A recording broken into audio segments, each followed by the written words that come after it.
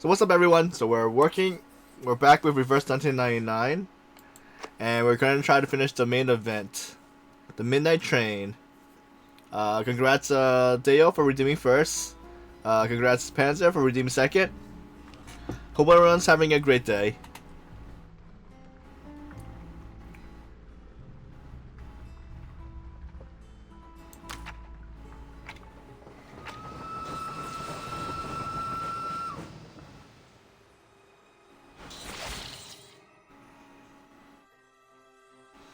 Alright, in case anyone wants to see, I'm gonna show the trailer again.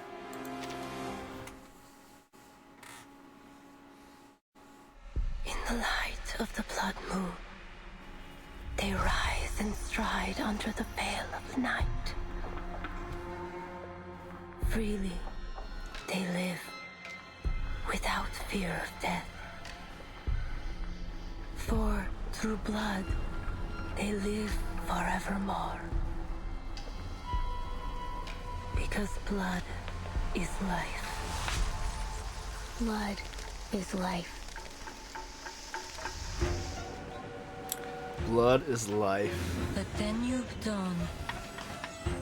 Ladies, gentlemen, please remain calm. A train whose ticket anyone would die to get. We've received intelligence that there's very likely a dangerous vampire on board. Your assistance is vital to our investigation. I'm afraid I can't help you. Investigator Sammelweis.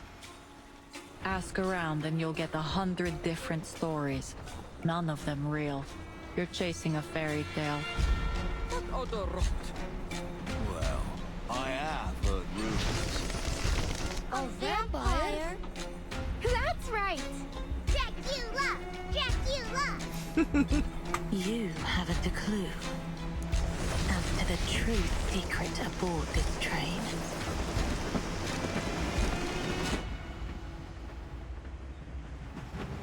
Stir any memories?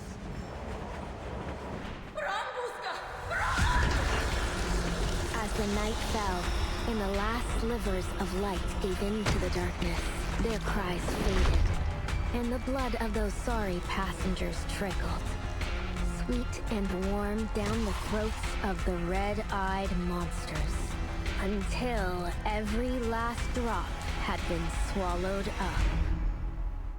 We look forward to seeing you again.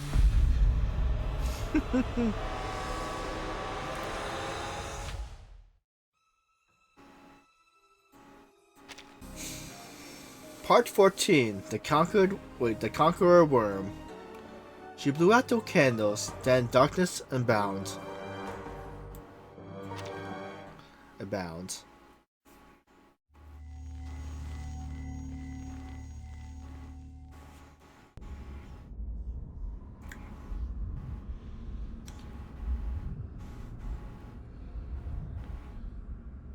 Let's see, amidst the mimic route, a crawling shape intrudes, a blood-red thing that writes from out he's a sea solitude. It reefs with mortal pangs. Edgar Allan Poe, the Conqueror Worm.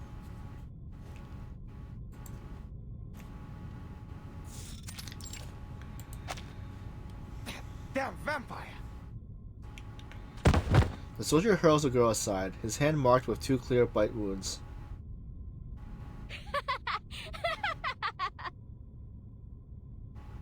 She bares her teeth, fangs dripping red. Look who's going to be a damn vampire now! Guess I'll have a little company in that cell. Bloody hell! Oh, that's just wonderful. This train will be infested with vampires before long. The gathered people form a ring around the soldier and the girl. The children are parked closely by Dorothy.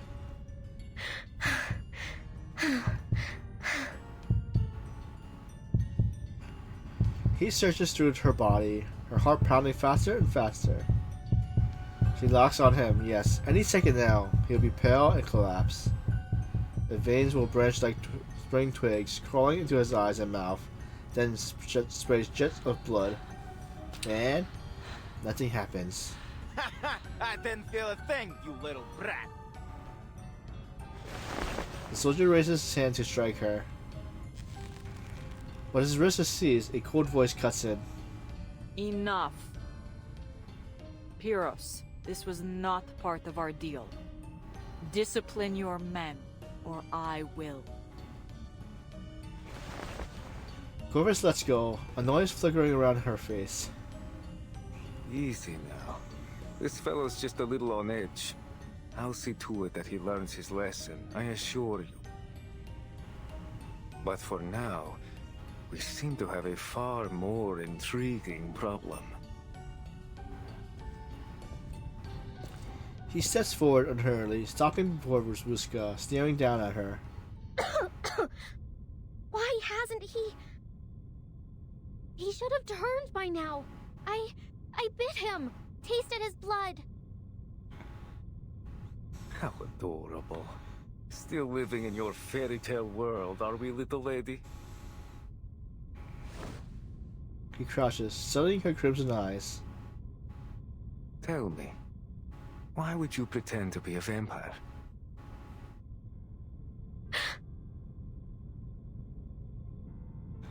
Her lips tremble. Suddenly she feels cold. I'm not pretending. I am. Come now. Those little tricks. The red eyes, no shadow. Very clever. Quite the flair for theatrics, in fact. But I've come face to face with real monsters, little lady. And you're not one of them. You may be human or arcanist. But a vampire? Oh, not a chance. What? I don't understand what you're saying. Rubuka tries to shrink away, but her shadow beneath her quickening feet betrays her. Look! Her shadow! It's moving! This... The shadow grows and warps, then retreats again into the modest, ordinary shape. She looks at those around her, finding suspicion, distance, pity. Emotions that weave into suffocating traps. Boss. No! I'm telling the truth! The words tumble out quick and desperate. I am the youngest descendant of Dracula himself, daughter of Arnold VI, the greatest knight ruler of our time. Together we defeated Conrad the Wicked and his monster of a son, and then the war came. It tore apart our home, and only I survived. Me, Rubuska, the vampire. The shadowless, the unbleeding, the unwoundable. Her eyes shines with madness, cheek flushed rust red with feverish I daydreams. crawled over mountains of corpses, waded through rivers of blood, ran between fire and screaming shells. Everything and everyone's gone except me. I lived. I carry the strength of my father, mother, sisters, and brothers. Their blood runs through my veins. She falters. I'm the powerful, deathless vampire Rubus. What happened to her? Her legs give way, bottle crumpling like her bones are gone. The officer lowers his rifle, but without expression, holds her up by the arm and drags her aside. Unbelievable. She sure knows how to give a speech. Bring her to the warehouse at the station. Keep her in a separate room. The unconscious vampire is thrown over a soldier's shoulder and carried off. This is too far, Pyros. She is not a vampire. No, but she pretended to be one, didn't she? And she obstructed my men's duties. Besides... He looks over the passengers who fainted on the floor, his voice rising. With an infected on board, we can't take any chances. Until we're sure there aren't more of them, the train will have to be kept under quarantine. This is my train. We will handle this my way. We must reach Budapest on schedule. We don't have time for this.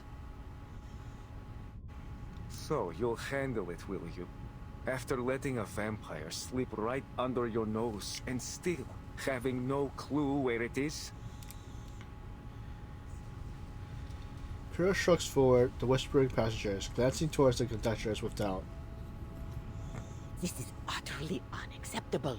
To have all these delays and let a vampire on board of all things? Maybe it'd be better if the army just took over. At least they seem to know what they're doing.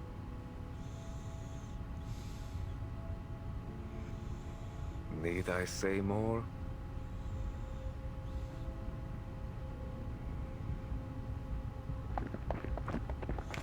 Soldiers march in, quickly filling the carriage. Listen up, everyone. My men will escort you to a safe location shortly. Just stay seated for now and remain calm. So long as you cooperate, I promise everything will be fine. So this is your plan? To turn my passengers against me and seize control of the train? Why? What's in it for you? Come now, Iglika. I'm only doing my duty. You should know that after all these years. As more soldier presses in, he murmurs instructions and flips through the passenger list. Let's see. Nikola, Alexander, Jovan. You three, come with me. As for the rest of you, well, I suggest you stay put.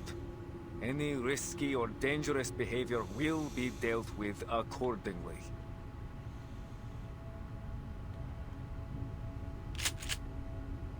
Samwise keeps her eyes trained on the armed men, but maintains a low profile. Something's not right. If that man truly is infected, his symptoms developed much quicker than any case I've ever heard of. She opens her palm, staring at the dull badge etching the mark of the Mantis Victite. But he also made a fair point. With all these civilians in a confined space, if another infected shows up, it'll be a massacre. Is this what you wanted, Manus Vindicte?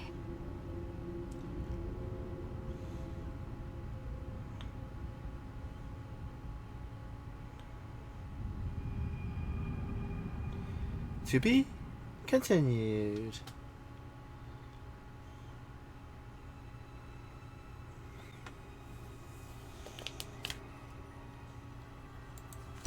Part 15. Lark Cake.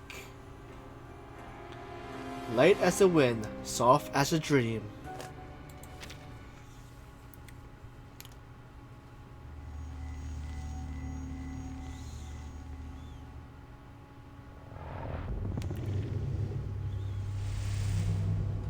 Maggots. So many of them. Wriggling, squirming, biting.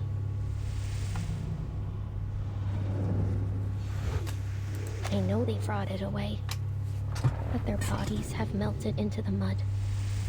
I know that.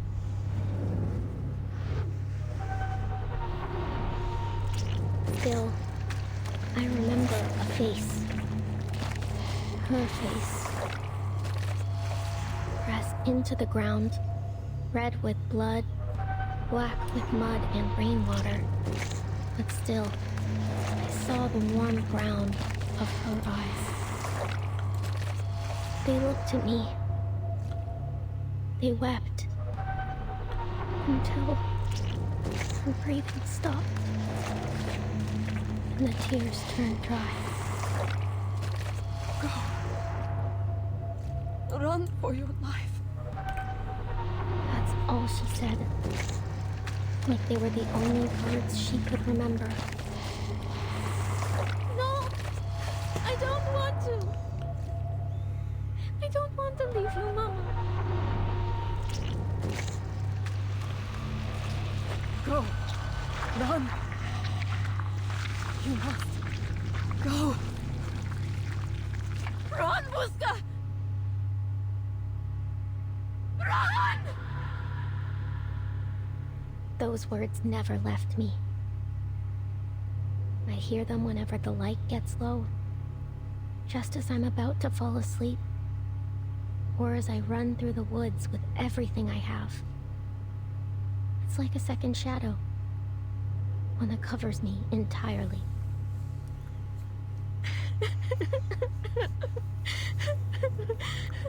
Mama, no. I cried. I bawled. What else could I do? Run. That's what.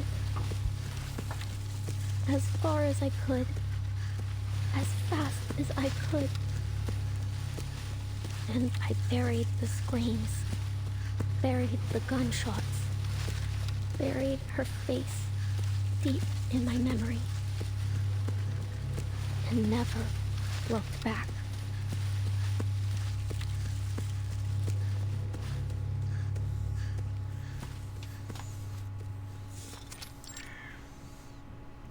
There you go. That go.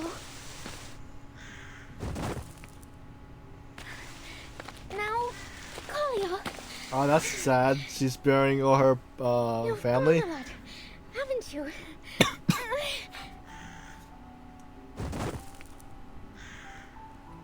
Okay.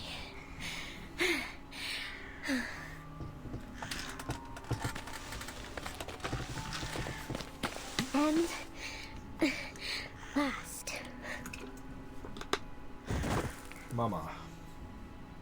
It's your turn, Mama.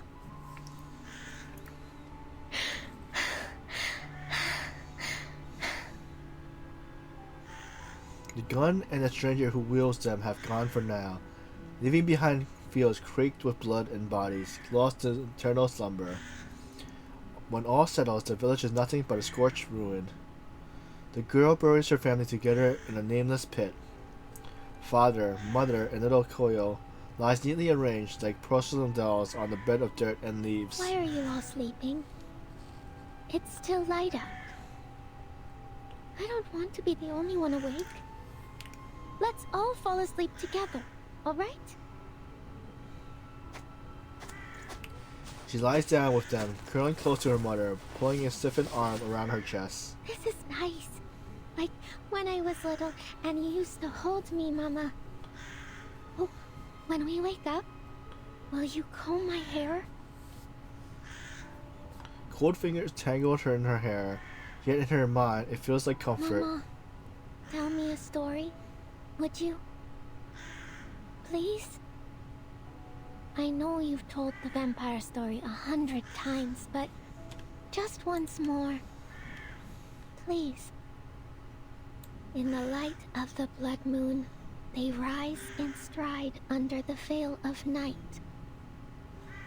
Freely they live without fear of death. For through blood, they live forevermore.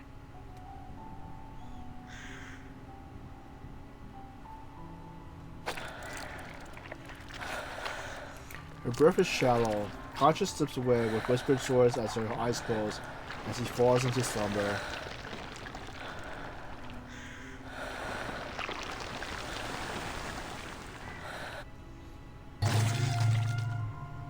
Because blood is life. Because blood is life! That's right! As long as they drink blood, vampires can rise from their graves and live forever! The girl bolts upright, pallid face glowing with a strange light. She bites her finger and smears the flowing blood over her mother's lips. For a moment, she believes in miracles. The blood beads on cold lips, glowing like a red agent, lighting up death's grim mass.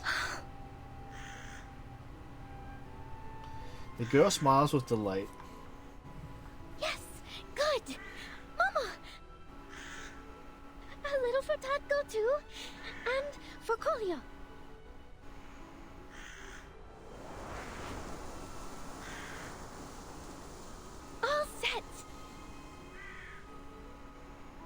The smear stick almost comical streaks of blood across their family's lips.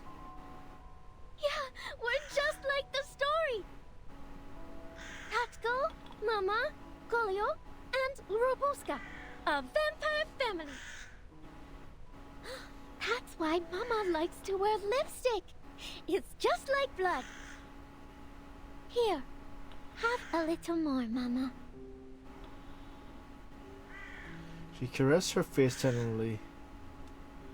Am I a clever girl? I figured it out. Now, we'll all wake up soon, right? I know it might take a while, but I'll wait. Don't worry. I'll be right here, watching over you. A breeze lifts, a bird's cry drifts from afar. The girl looks towards the scarlet-red sunset, sniffs, and raises her tiny fist to the sky. Don't even try to touch my family! You hear me? I'm Robuska the vampire, descendant of Dracula himself.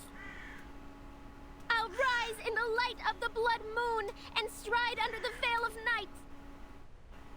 I'll live freely, without fear of death. I'll watch over my blood forever and ever. Forevermore!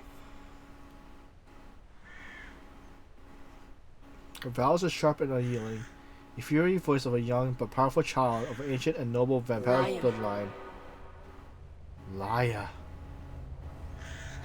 Who's there? She looks down again, and an illusion breaks. Cold blood dries on rotting faces, their mouths bent with grotesque smiles. Who are you? Golio, what happened to your clothes? Mama's going to be mad at you.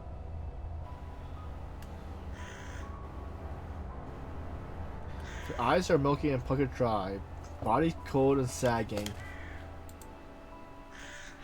Grey face gaunt, blood-soaked and tattered clothes, the last vestige of their identity.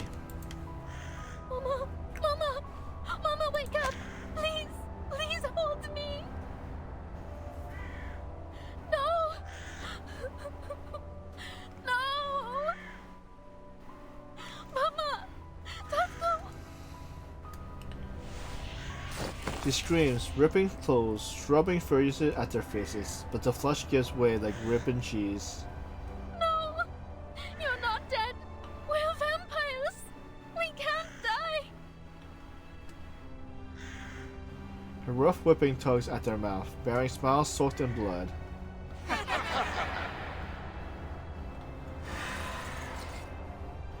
Laughter swells, spilling from red lips, from the sky, from the corpse, howling, echoing, with 1,000 bells ringing at once. Lies, all of it. Red eyes, thanks. The resurrection of our family.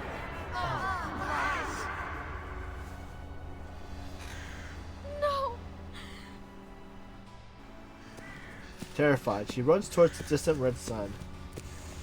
No matter how far she goes, the laughter seems to chase her. Off you run! Go! Run, Robuska! Run!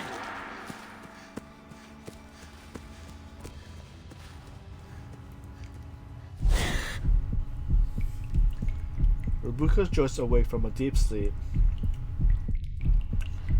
It's not a lie. Where did they place her? Her heart slows, her eyes adjusted to the dark.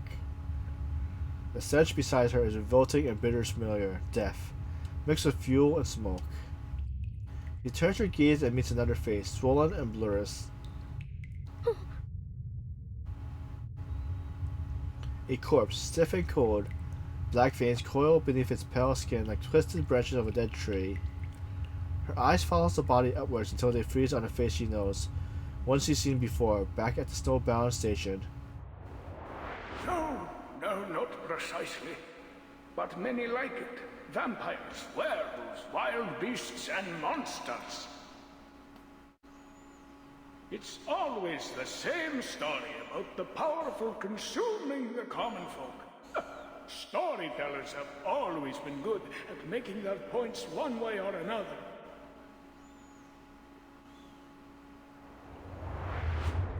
It's that old man from the train station.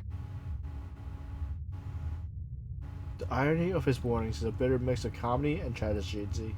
You are awake. A shadow in the corner stirs, taking the shape of a looming man.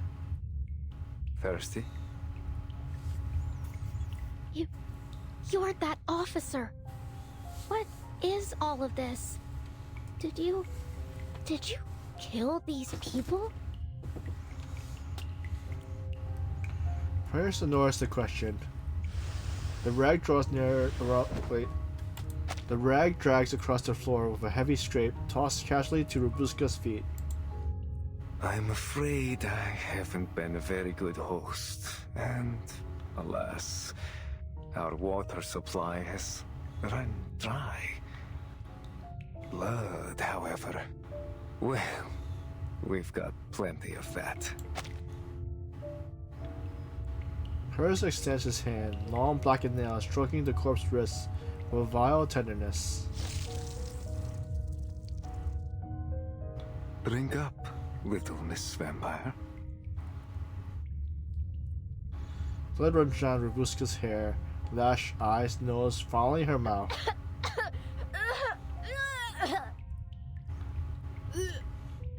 Her nose filled with the stench of blood, she collapsed halfway to the floor, retching violently.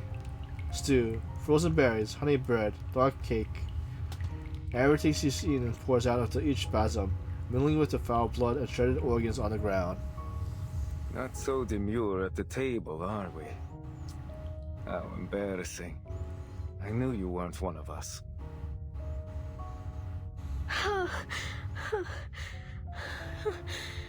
You. They're the vampires!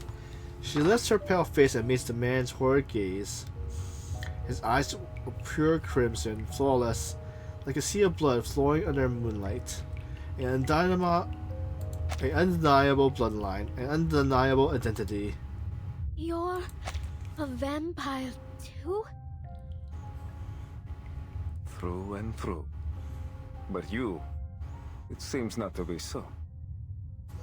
Still lost in your dreamland, little imposter. Don't call me that. My family, my blood, they'll rise from the grave soon. You'll see. We'll be together again.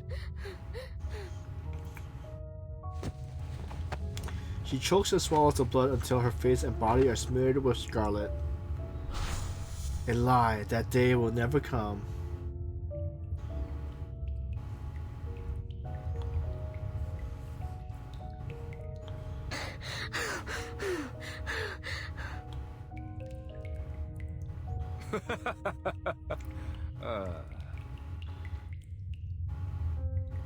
The man cackles.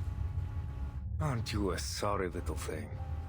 It almost stirs something in this useless old heart. In fact, I've almost come to like you. Tell you what, I could make your wish come true. My wish? His blood-red eyes gleam with unfathomable danger. You heard me. I can help you become a real vampire.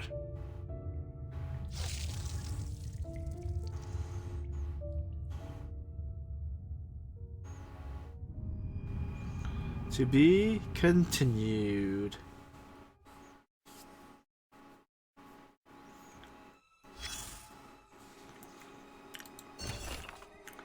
Meaningless questions. You don't understand. He doesn't understand. No one does.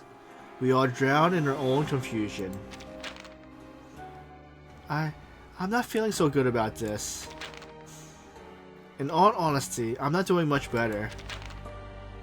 How long do we have to stand guard at this detention room? Who knows?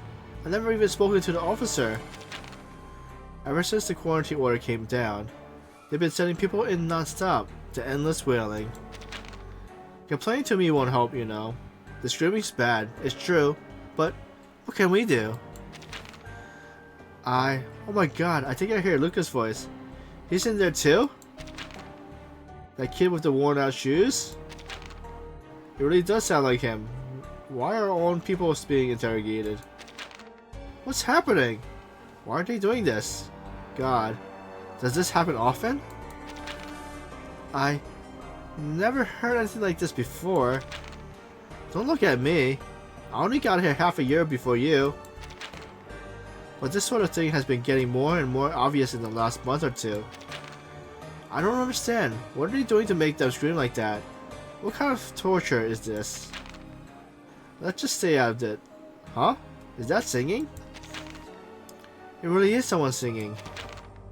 Why do I feel dizzy?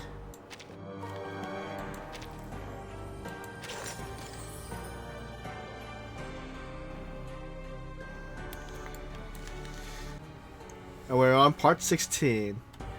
Winter Fright Night.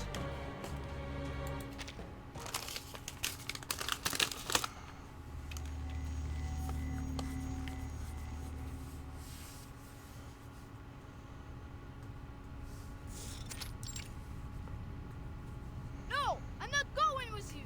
Never! Little William clings to the seat rail, screaming loud enough to pierce steel. After the quarantine order, passengers are scattered, some herd into the conductor's cabin. Let go. Soldiers pry open the boy's stubborn fingers one by one. Officers, with all due respect, you've taken a dozen passengers already. May I ask where you're taking them?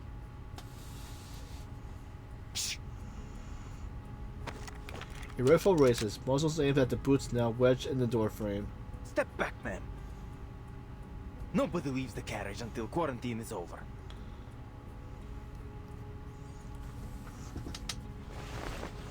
She says nothing but pulls her foot back.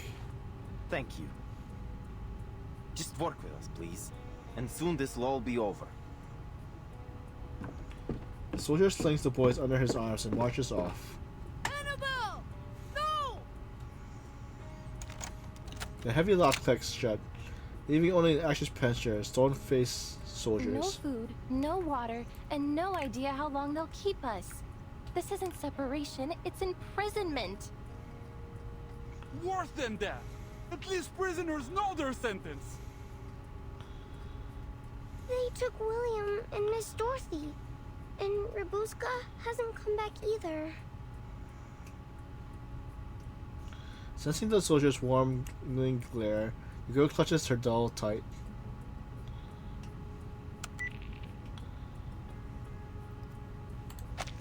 She presses her communicator and is met with static. Her voice and any vital intelligence could steer the stranded on with her. Something's jamming my signal. And the teleport disc isn't working either. Huh. Someone came prepared. Semmelweis approaches the door and peers through the window into the next car. Wait, what? The scene is carnage. The once uploaded carriage is a spectator of disaster, its walls painted with blood. What on earth?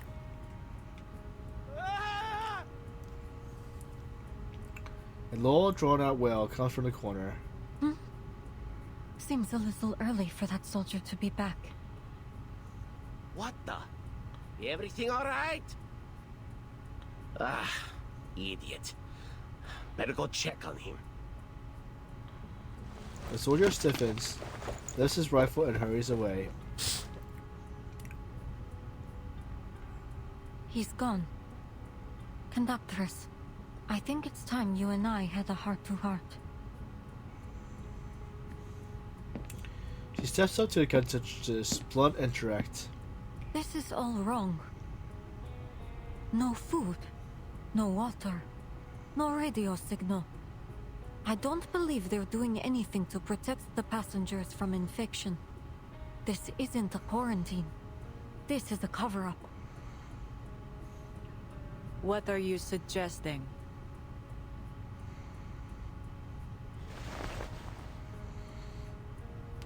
The investigator reveals the badge in her hands. This insignia.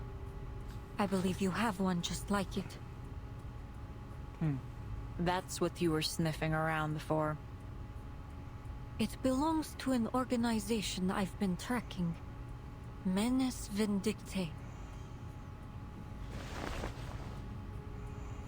Manus Vindictae. At first, I thought you were one of them.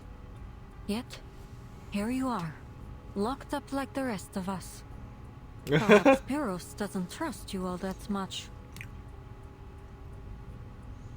Corvus looks of confusion. Certainly genuine. Starts to confirm her suspicion. The Menes are a group of extremist arcanists that take pleasure in chaos and despair. Heartless bastards. Every last one of them. Never heard of them. The badge is Pyrrhus's. Some kind of identifier for his men. When I took this mission, our intelligence suggested that the vampire I'm after may be associated with Menes Vindictae. If Pyrrhus is working with them, he could be working with the vampire aboard. It's possible, indeed, that he could be the vampire himself. Pyrrhus is a vampire.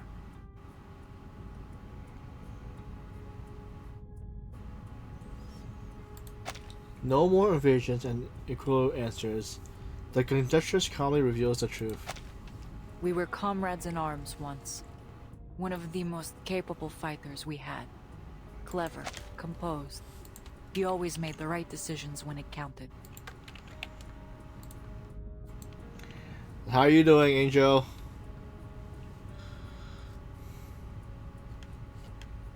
How's your day? I would never have thought he'd be involved with such an organization. I'm afraid it's almost certain that he's the vampire Menes Vindictae had sent to this train. My day's been okay. At last, it leads. Semmelweis breathes a long, drawn-out breath, letting the weight fall off her shoulder. Now that things are out in the open, do you have any idea what happened to my squad?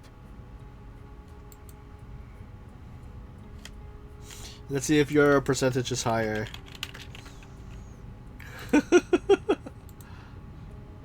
Oh, nope.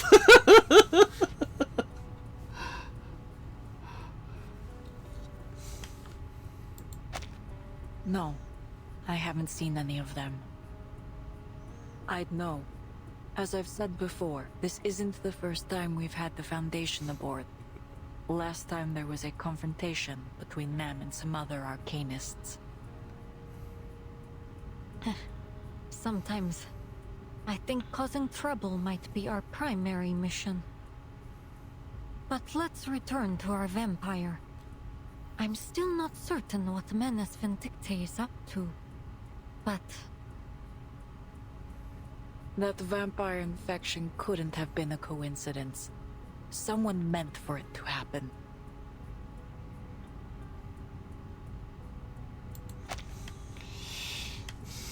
Are you playing anything tonight? The conductress sneers, her fingers tracing the silver engraving on her pistol. I've known Pyrrhus a long time, but lately he's been strange. I usually wouldn't attempt to interfere with his business, but these are my passengers, my train. Glad to see we're finally on the same page. So, conductress, can you get us out of here? Haste makes waste, investigator. There's a loose thread I'm waiting for. Then we can pull all of this together. Oh, nice. Yeah, they had me download it yesterday, but Well, man, it finished downloading, so.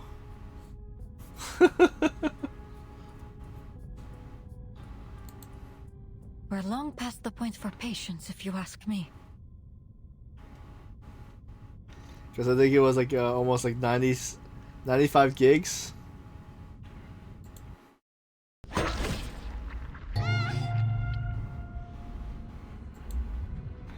A bloody hand slaps the window, smearing crimson streaks down the glass. Alright. Yeah, because I'm not sure, because I know when I last played I was like real bad at it, so.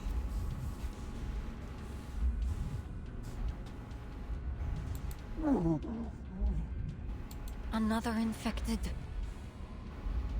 What was that about haste makes waste, conductress? Alright, see you later. Oh, thank you for the hydrate.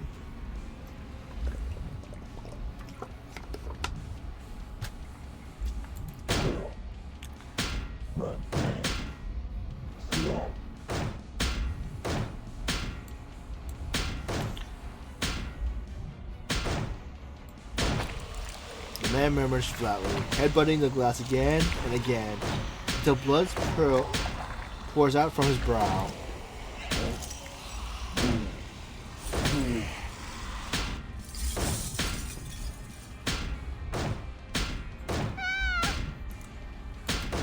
He's breaking in.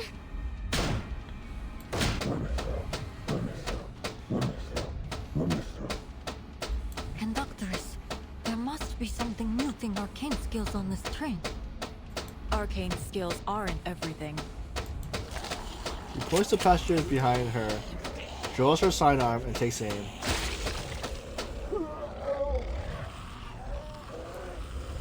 Before the shot fires, the infected passenger is yanked away from an unseen force. Another splash of blood smears across the window. What was that? Another infected? The sound dies, then comes a faintly rustling outside the door. A familiar face rises into view beyond the glass. What's happening?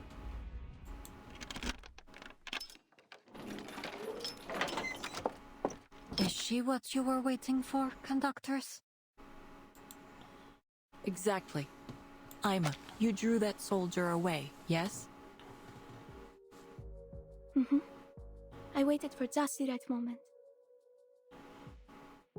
Well done. What's our situation? There are infected everywhere. The cabins, the hallways, all through the train. They seem to be running out from the station warehouse. The stewardess goes pale, recounting everything she saw outside. There's blood everywhere, too. On the walls, on the floor. I tried my best not to look at it. Was it you who killed that infected just now? Well, She tugs slowly on her eye patch. I ensure all crew on the Danube Dawn are trained in self-defense. It's hardly surprising. Go ahead, Ima. oh, yes. She lowers her head, clenched fists trembling. I saw those soldiers in their carriages. I thought they'd be caring for the passengers or removing the infected, but they did nothing. As if it were of no concern to them whatsoever. They took the passengers, one by one, to some kind of detention room for inspection, then sent them to the warehouse. But then they started coming back out, like that. She wipes a smear of blood from her cheek, then slips her finger briefly into her mouth. Uncle Piros. I don't know what's happened to him, but we have to find him. I see. How many soldiers remain aboard the train? Not many. A few were sent to guard the detention room. I think we can handle the ones that are left.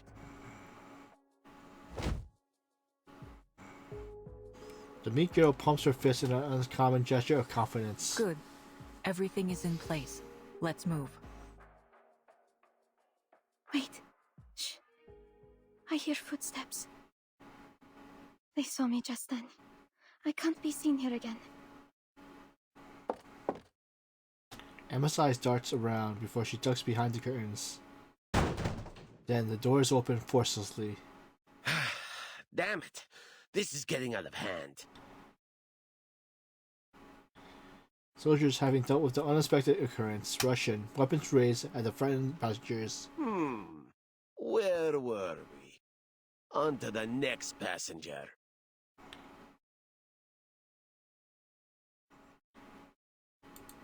The muzzle drifts left and right, finally setting on Annabelle. You, little girl, it's your turn. Me? I don't want to go. Come now, be quiet. The muzzle is locked in place. You heard her. She said no. In the scuffle, 2 shots ring out, each slamming into the metal ceiling. The soldier tries to wrench back his rifle, but Corvus' grip is unyielding. You, let go! She's not going. What's going on? Stand down, all of you!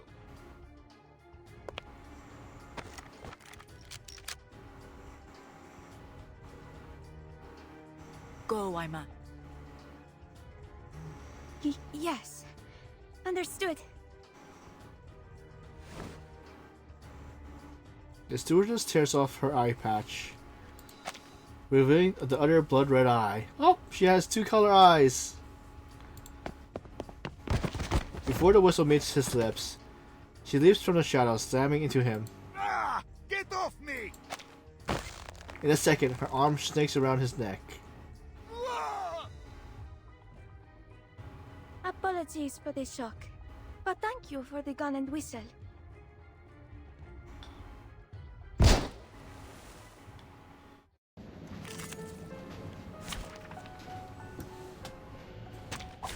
Take thy sword. Duel with someone fair and square.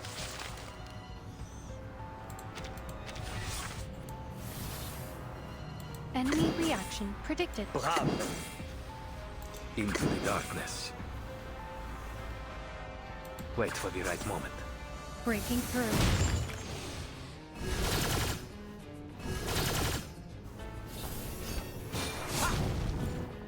It will be over before you feel it. Adios, straniero.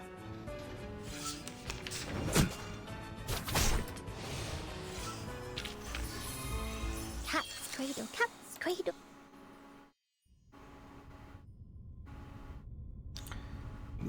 The soldier collapses.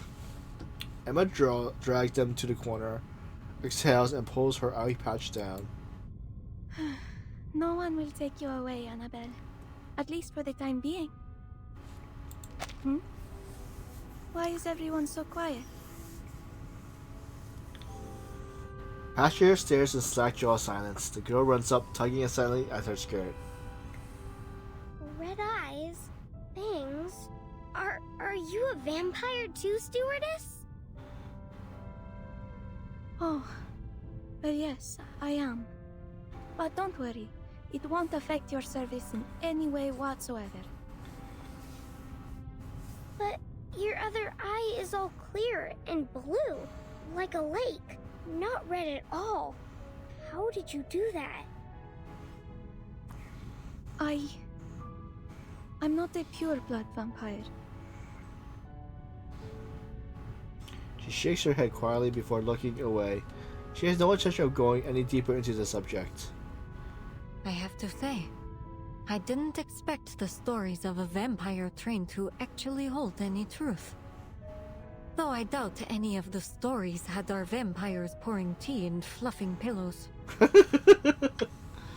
There was never any truth to them. Ima may be a vampire, yes, but she's never done anyone harm.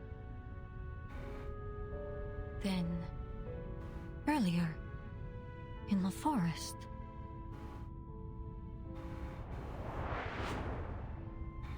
She recalls the night in the snow with the tunnel of them pressed close together. The storm was so thick she could barely see. Only mist, trees, and red scarf whips in the rain. The wind. It was bloodthirst, so I gave her mine. It's an arrangement of ours. Quivers adjusts the scarf around the small stewardess' neck. First a secret carriage, now a vampire stewardess. What else might you be hiding up your sleeve? Nothing of your concern. We share a common interest, so let us treat each other as comrades. There may be tricks up my sleeve, but for now, we watch, wait, and then strike. You surprise me more and more, conductress. Comrades it is. But what's our next move? I wish there were some other way, old friend. She exhales, a cold light flashing in her eyes. Ima, how many passengers are left on board? I didn't count precisely. There were already quite a few that were taken to the detention room. Oh, conductress, are you going to... Quivers pushes through the crowd to a tall cabinet and yanks it open. You there. Ever handled a gun before? Whoa! She has a whole artillery. Weapons line in the wall in neat rows, gleaming under the light. Each one mercury polished and ready, as if waiting their call to battle.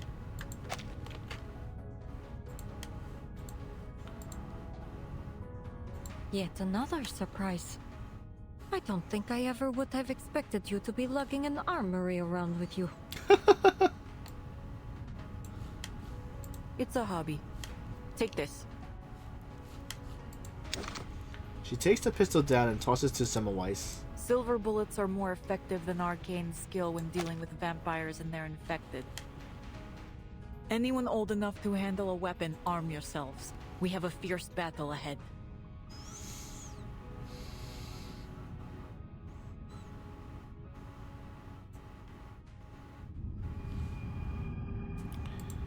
To be continued.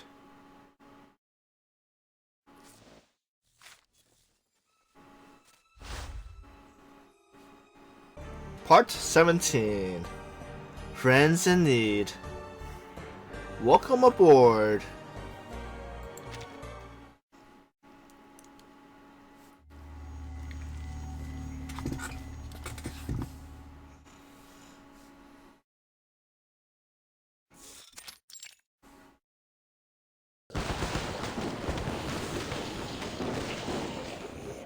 Gunfires erupt. In less than half an hour, the train turns into a battlefield. Veneba. The gunshots are drawing them in. We've got to close the door. So now it Head turns to to a the zombie next carriage. apocalypse. I'll close the door. Corvus leaves cover and charges straight into the carnage. Conductors, don't! Don't look back. The weight of unseen eyes is unbearable. Annabelle turns her head.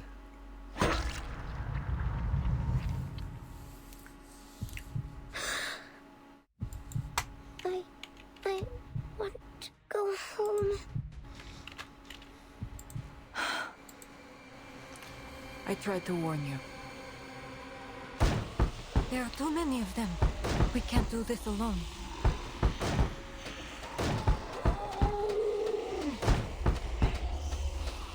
From outside, more infected swarmed in, spreading like a plague of lotuses throughout every car. Cries of panic and bloodlust rise and fall.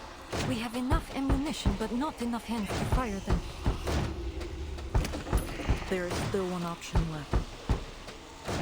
there are more passengers, we can rally the people to fight.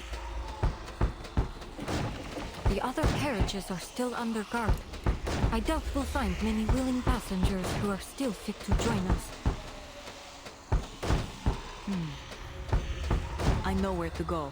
Biros gave me his word we'd leave them be. And you still think he'll stand by it? It's our best chance. As for whether he has kept his promise... She steadies her breath, aiming at the door buckling under the assault. We're about to find out.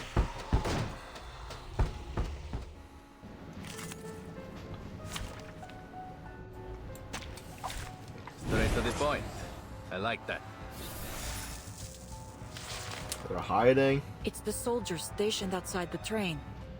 It seems there's another surprise waiting for us, Investigator. More like a shock. That's them! The ones taking out our men! Stop them!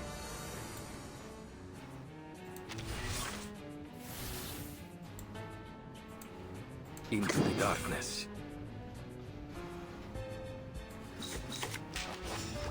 Bravo! Wait for the right moment. You see it coming. Fight for the unarmed. Liberato dalla paura. Cazzo!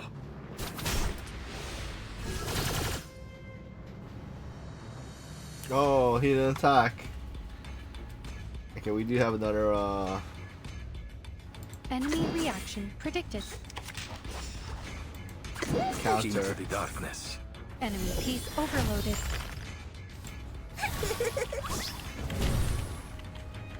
Liberato dal fratello. Cazzo!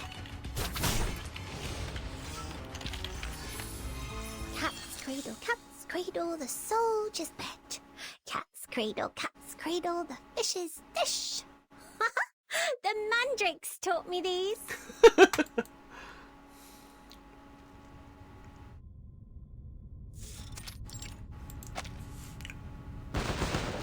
Gunfire still rattles. Another sound joins in. Scattered, heavy footsteps. 1, 2, 3. No, there are more. Many more. Her voice trembles. They don't sound like soldiers. What do we do, Yakov? Ready your weapons, everyone. The steps draw closer, the lock strain. Passengers grip their makeshift weapons, every eye fixed on the opening door. Hold. Now, attack! The mob surges, raining down blows without mercy. Stop, damn it! We're here to help. Dolly, I can't find her. Cries, curses, and wails crash together in the storm. Wait, I heard the little girl. And a woman.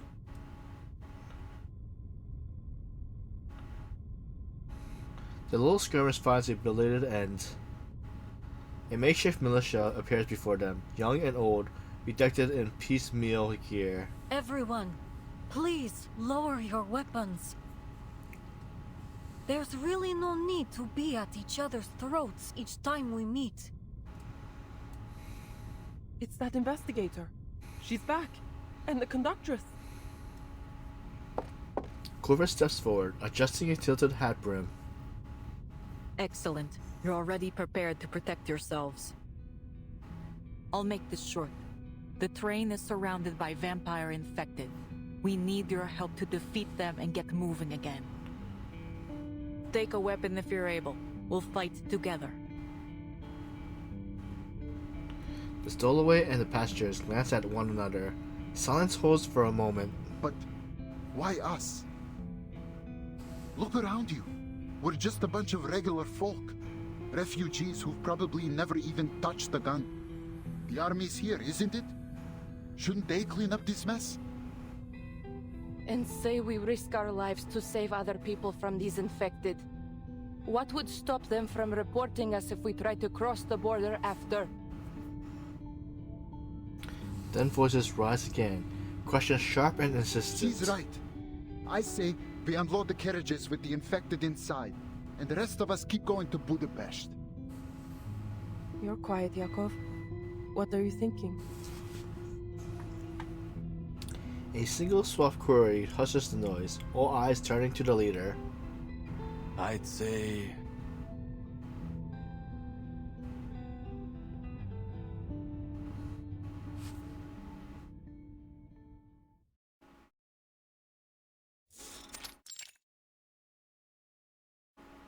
The other isolation car is quieter. Only distant gunfire breaks the silence like the front line of war. This is all getting rather unnerving. The woman sets down her porcelain cup in a rattle, yet she maintains her utter state of composure. Gunshots? Not another bleeding war. Hell, I knew I should have bought my gun. The gentleman scans around them, his pupil twitching. So, this is it. My career's turning point. Magazine editor turned combat correspondent.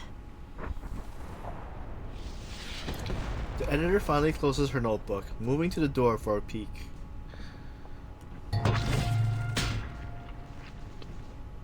A bloody hand slaps against the window.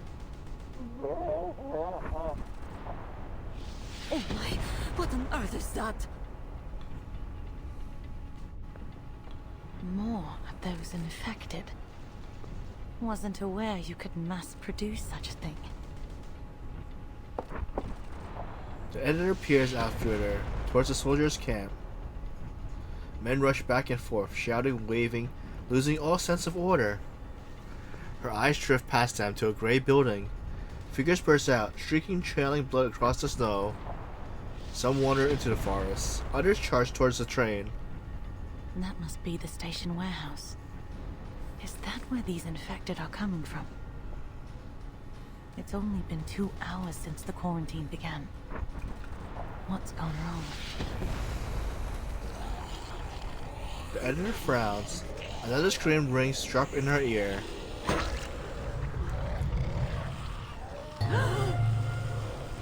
Oh heavens! I've never seen such a thing in all my life! Huh?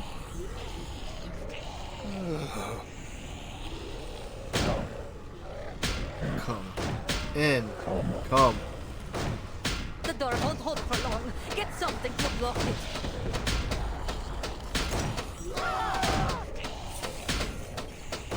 What are you all standing there for?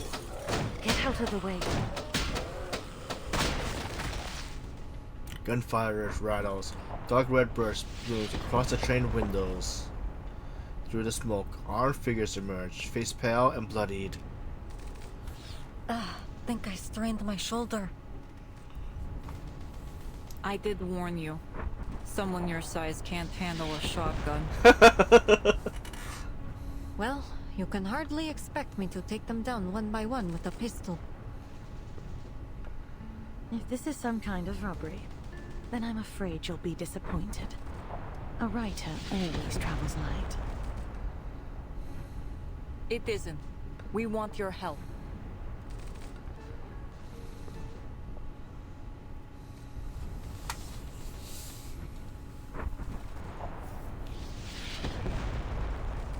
That is all we know. Most of the soldiers stationed here have been infected. Many passengers have become their captives. It's thanks to their help that we made it this far. She nods towards the refugees beside her. Just repaying a favor. Think nothing of it. She's helped so many people get to Budapest and ask for nothing in return. She'll have her support no matter what. An extra carriage. They look like they just climbed straight out of the trenches or something. They whisper uneasily. To them, these unkempt and unruly strangers with rifles look no less monstrous than the creatures they have vanquished. Well, in any case, we appreciate you rescuing us. Once we arrive, I'll be sure to arrange for gifts to be sent your way. That won't be necessary, ma'am. Just stay close and we'll get out of here together. Pardon my confusion.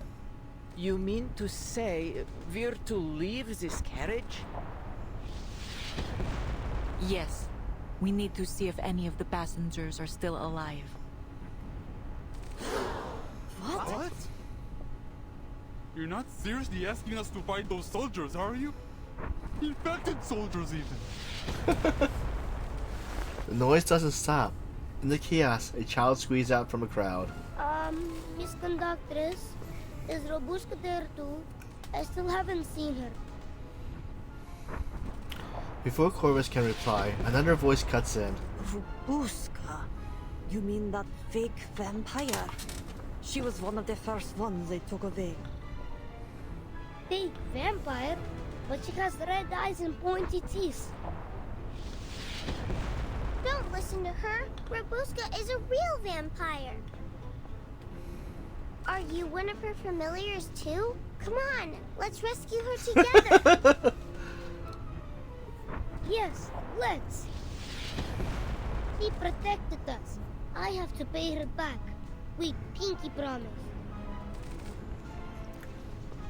Children, aren't you afraid of those monsters outside? Never. Never. The bold, if childlike, answer surprises everyone. See? Even the kids have got more guts than you.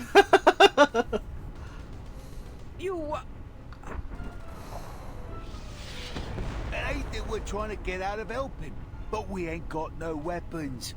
What do you expect us to do? Fight them off with knives and forks? No need to worry about that. She shifts aside, opening a path for her ally. Amos stands forward, loosening a heavy sack, which pours out rifle and pistols into a motley assorted like a fisherman displaying his catch. Take any you like. All the guns here are quite easy to handle. I picked them up myself. An FN model 1910? And this is a Mosin Nagant. And a Mountain C96. Like he knows his guns. The gentleman lunged into the pile with boisterous This one's speed. excellent, consistent firepower. But this beauty, she's got a smoother pump cycle. Lovely for follow-up shots. Will the fighting ever cease? The old woman sighs, then hardens. Her gaze turns ice cold. All right, just pick one for me. Something with some punch.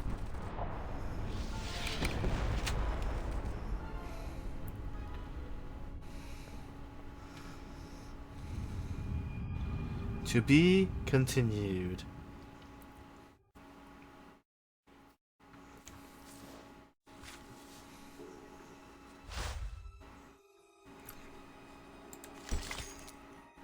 Part 18, Blood of My Blood. Light may fade at dusk, but promise never will.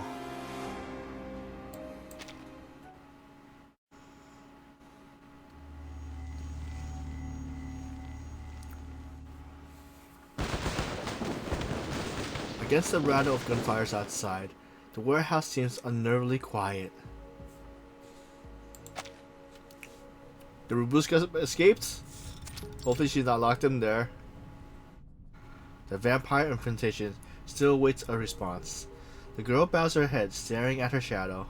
Let me remind you that although my life may be everlasting, my patience is not. I have to say, your hesitation is disappointing. What's this going to cost me? She looks into his crimson eyes. Every time I've been offered any kind of gift in my life, every time I've even come close to something, it's either been taken away from me or turned out to be a complete fraud. So, sir, which one is it? Neither. Because I'm not offering you any gifts. only an alternative reality.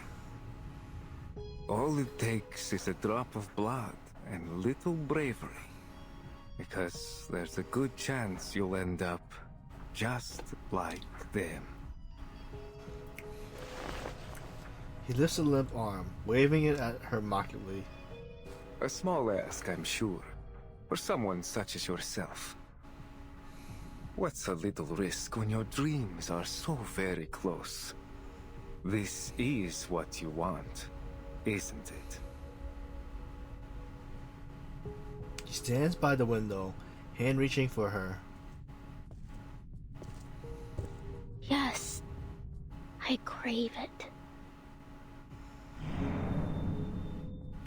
Dizziness grips her. A sudden crashing tide of fortune crashes over Babushka. Stones, walls, cargo, everything melts away.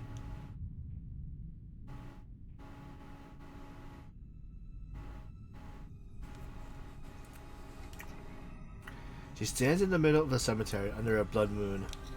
Yes, the same damn cemetery her mother describes 1,000 times.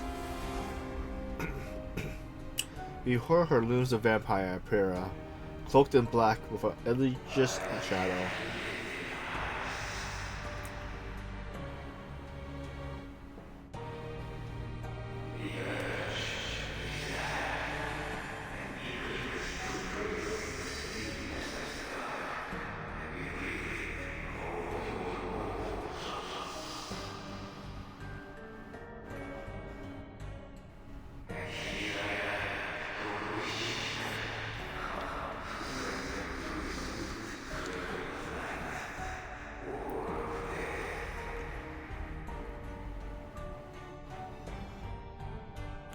Moonlight spills over his face, his red eyes overflowing, blood, corpse, and the reek of death reflecting in them.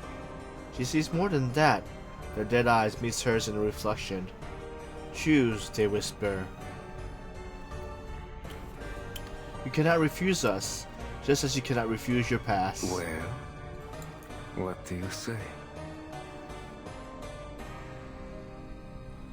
Face flickers before her, mother, father, brother, and comrades. This is a chance to see them again. How could she refuse? Yes.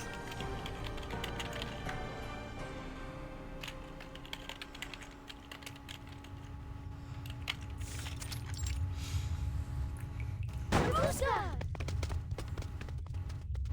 He's not here. Armed men storms in, but the familiar figure is gone. Blood stains the floor, still warm, trailing like a serpent. There are drag marks. Seems they've transferred some of the captives. Yellow light cuts across the room. Shadow twitch in the corner. A familiar voice whimpers faintly. Home. I just want to go home. It's all right, child. I'm here with you. We'll be fine. William! Miss Dorothy! Annabelle rushes forward, clutching her long-lost kin. Don't. There's... Shadow lunges from the opposite corner. Prepare for battle.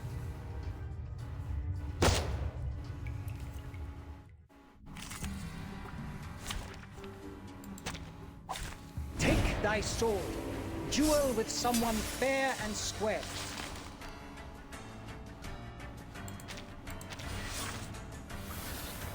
Wait for the right moment. Enemy reaction predicted. Into the darkness. Bravo! Addio, straniero.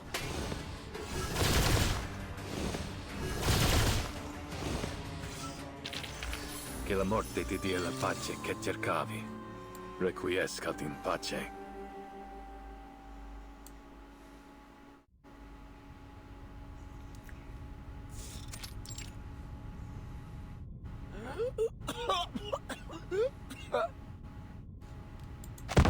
The soldier crumbles, eyes bloodshot, veins crawling like creeping vines across his temple. Where's Piros? Where did he take the girl?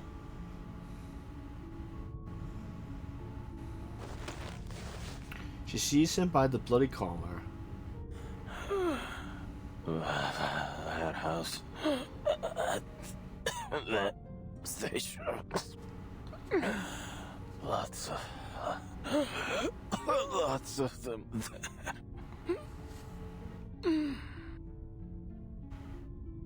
He coughs, words slurred, gurgling. Did he do this to you? Yes. He gasps, still smiles strangely.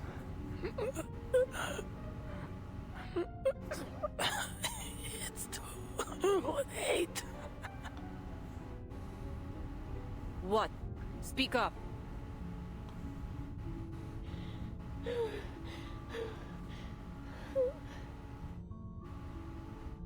A cry rises in the distance. As a long escape weary like a bird to its nest, a ship finding shore. It's Robuska. That sound, is she?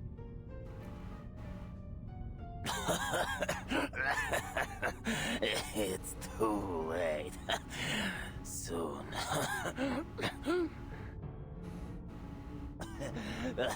Your friend will be a vampire.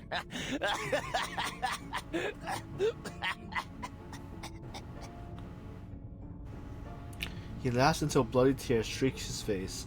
In his throat, he releases a stream of broken whispers. Another voice takes over. Seething at torrent dread. Lead the cattle, a plague we spread. We are the spawn, the Empire's aid, to turn this earth a crimson shade. It rhymes. The storm forms as it did before. No wars, no conflict, nevermore. A gunshot, blood sprays. Corvus lowers her weapon, her stitched face grave. He's even turned his own army. It's no wonder these infected are crawling all over the place. The storm forms. She crouches, expecting the corpse from the investigator's eye. Something's been off since the beginning. The symptoms have taken hold too rapidly. There has never been a recorded instance of the infection spreading so fast. Look here. Burst veins. Pupils so dilated they almost cover the entire iris. The infection's been accelerated. In other words, these are no regular infected. They're the failed product of a different kind of transformation. One task at a time. Come, we need to find Robusta.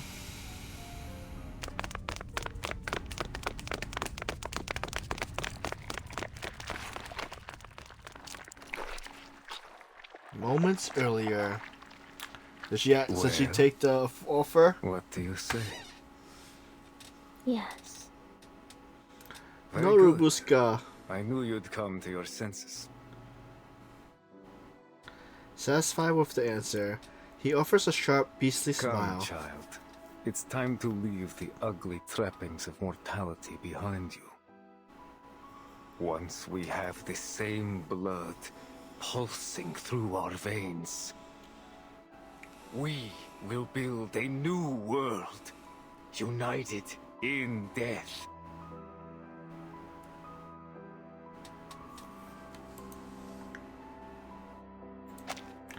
This is the bloodline she has longed for.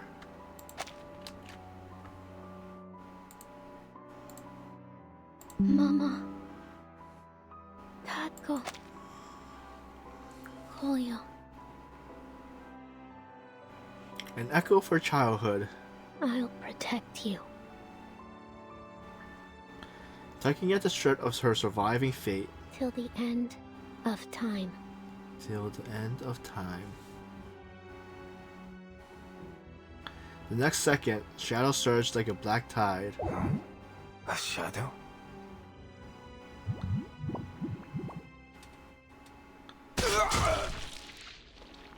Oh, it's a stake? Why? I want to be a vampire more than anything I've ever wanted. To have the power to save the people I love from death. To be the one to protect and provide. But I never want to be like you. I may have red eyes and fangs. But I don't want to lie and manipulate to get what I want.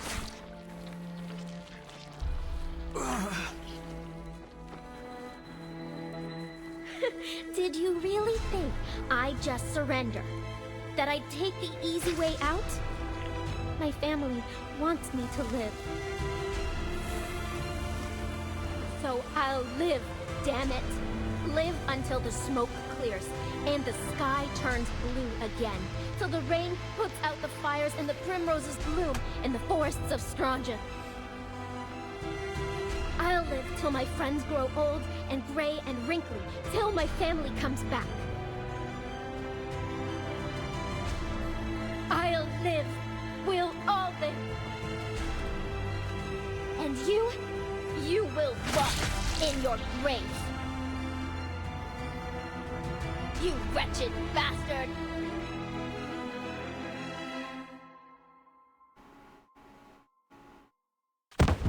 The true vampire convulses on the floor, his chest heaving like an old bellow. I did it. I killed him. It's over. Welcome in, Millie. Rabuska settles on the floor, feeling her heart pounding louder and louder. Get back to the train. Have to tell them. She scrambles back up and scatters towards the door. She knows her friends are still waiting. Before she can cry out, her body is flung through the air and slammed to the ground. Was the vampire still alive? Don't tell me you believe those bedtime stories. Peril stands, his face twisted in a grotesque look of sinister joy. How? You should have... Died? Don't be absurd. Listening to that silly little speech was more painful than any stake to the chest. Let me guess. You brought holy water. And garlic too? He looms over the girl, dismissing her attempt with a wave of his hand. An unseen shadow coils around her throat, tightening, then tightening again. Those legends were merely that. Naught but childish forgeries. Just like you, little vampire. No. Oh, what a waste of time you turned out to be. I truly believed you might share my vision. But alas, you're just as narrow-minded as the rest of them. I suppose it's time you found your place in the dirt. If you're lucky, someone might bring you back someday.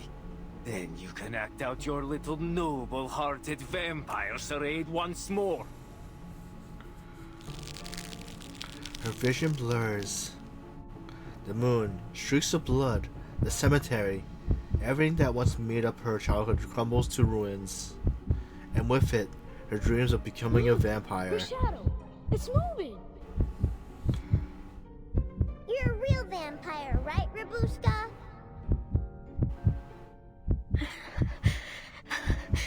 It's not a lie.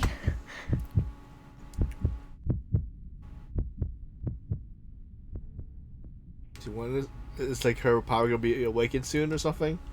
She closes her eyes, arms stacked on her side, blood-like tears trailing around her face. The door bursts open with a weighty kick. Footsteps ring out, steady, strong, then faster, faster. A hail of bullets tears through the vampire's shoulder. Perils release her before melting into shadow. Air floods back into her lungs. A familiar tall figure comes into focus. Robuska. She crouches to reach the girl. Glimpse of relief and concern passes over her patchwork face. Finally, we found you.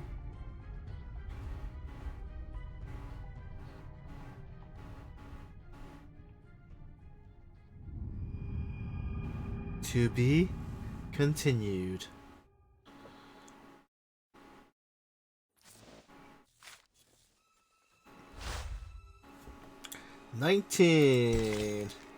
Here together.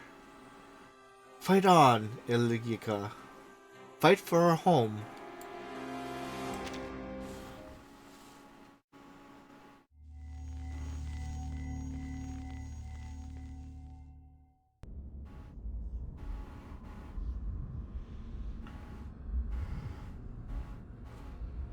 My blood flows across the city as slush from the battlefield. It rises as a tide, seeping into empty gaps between cobblestones, quenching the parched mouth of man and beast, and engulfing the world in its Sagwa embrace. Charles Baudelaire, The Fountain of Blood.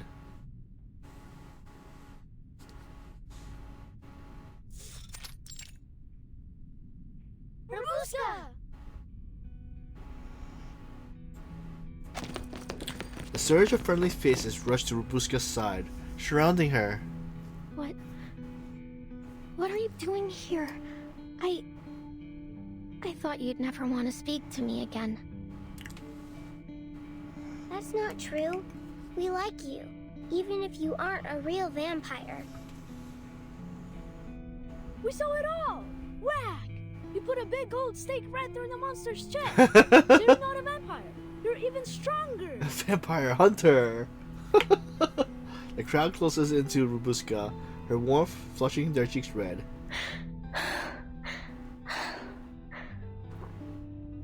Thank you. Ah, the joy of reunion. How very touching. In fact, why don't we drink to it? From the corner comes a sinister voice, drawing eyes and muzzle in its direction. Those are...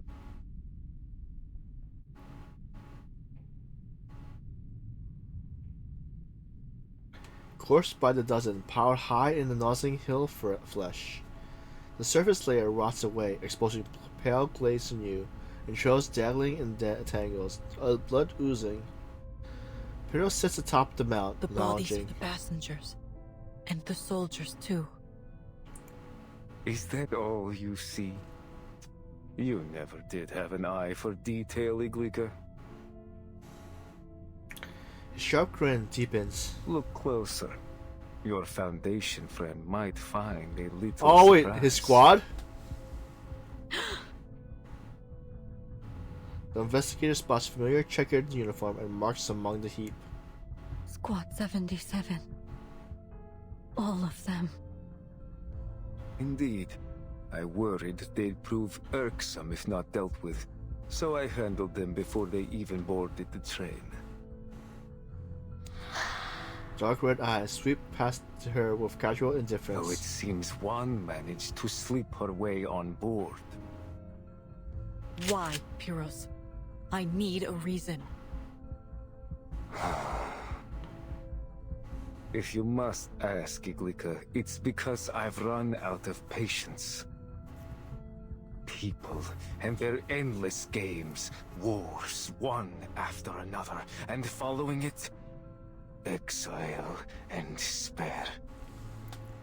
And do you know where it all began? He holds a limp arm. Blood streams down like a red river. Blood. Too many bloodlines are bound to this land, each serving their own desires. For centuries, they have nipped and snapped at each other, unable to cooperate, unwilling to unite, never satisfied with peace. I tried to break them free from this cycle. Did everything I could, including joining the Liberation Front. You could have told me this. We could have talked about it. Oh, I could have, Iglika. But why use words when it is already clear to see? Don't you hear it? When you close your eyes at night, don't you feel the distant tremors of their cries? After you left the Liberation Front, after all others had forgotten how to even speak of our cause, a voice came to me. A voice from the heavens. She heard my prayers and showed me a new path. And gestures towards the mounted bodies, eyes A blazing. path of unity, where all would share the same blood, the same interest, the same goal. At the crack of gunfire, Perros vanished, the shot clipping only a few fluttering bats.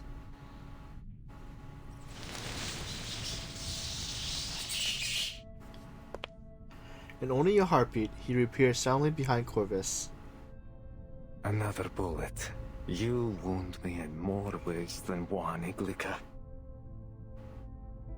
You've lost your way, Pyros. Do you truly think blood is to blame for all of this? It's one cause of conflict, yes, but so are misunderstanding, fear, even love. To blame everything on bloodlines means choosing a simple lie over a complicated truth. You haven't thought deeply enough then, dear Iglika. Look at these causes. Examine them at the root. And what do you find, Human nature. And our nature, old friend, is set by our blood.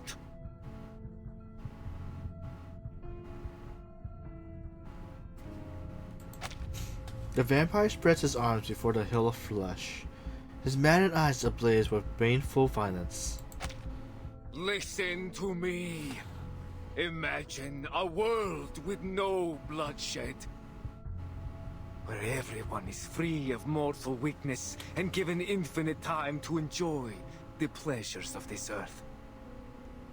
Our shared bloodline serving as a bond, not a line of division, so that all our hearts might beat as one. Race, color, creed, all would melt away in the face of this great family we will create. Was that not your vision once, Iglika? You want the world without bloodshed. Huh. Ironic. Your methods tell a different story. Look around you, Pyros. You're starting a war, not ending one. Unity, really? Things didn't go your way, so now you'll drag us all to hell along with you.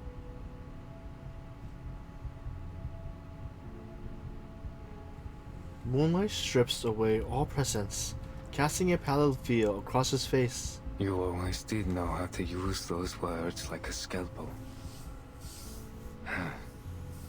I was a fool to think you'd stand with me again. He sighs, turning his eyes with strange softness towards the stewardess. Aima. Come. This battle will be fierce, and I won't allow my blood to come to harm. His blood? She's... Semoi starts her eyes from face to face, loose threads knitting in her mind. Emma steps forward as every eye turns to her. Uncle Pyros. Aima. A voice calls out from behind, and she halts. She looks back, the woolly red scarf brushing her cheek. She She grips it tight, slowly and firmly locking with her uncle's eyes. Forgive me, Uncle. I love you dearly, and I'm grateful for all you've done. But I can't. You know how much the Danube Dawn means to me. Please, stop. I don't want anyone else to get hurt. She steps back to stand proud and definite among her people. Blood of my blood. Of all people, you choose to stand against me. And you... Men, women, the old, the young, each stand ready for the measured distance, brimming with fear, disgust, and scorn. They build a silent wall, cutting him off. Beneath it yawns a chasm no words could cross. You look at me like I'm some kind of monster. He laughs within a twitch, then exhales deeply and resumes his magnificent composure. Well, I tried, but I always knew preaching would only get me so far. Violence, religion, politics, marriage. Our predecessors sought every means to unite us, but greed has always been stronger. Still, I was naive enough to hope we'd finally put aside our differences.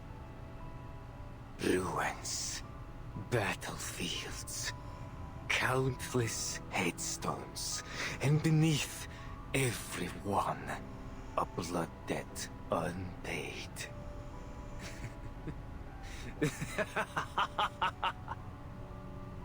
Perhaps, in the end, you were right, Iglika. If I can't have what I want... He reaches to pull out a wooden stake lodged in his chest.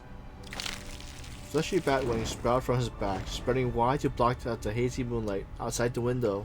Then I will drag every single man, woman, and child to hell. The monster lets out a shrill cry, eyes streaming blood. The sound spreads through the night like a deadly signal, drawing hordes of the infected in from the dark. Disgusting! Seething! Nevermore! The infected are swarming. He must have called for them. Incoming! Weapons ready!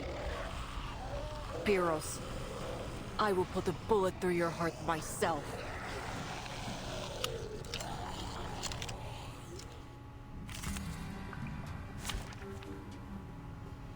Alright.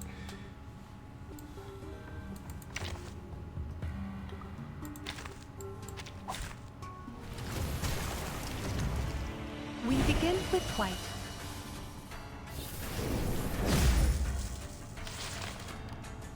I know that look.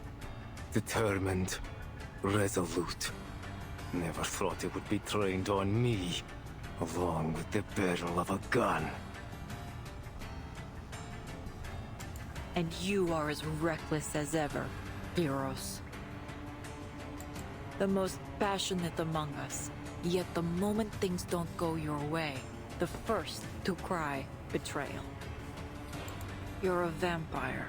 You have more time than anyone to achieve your goals. Betrayal, you say? Then tell me, what can I trust after all these failures? Blood, or your dead body?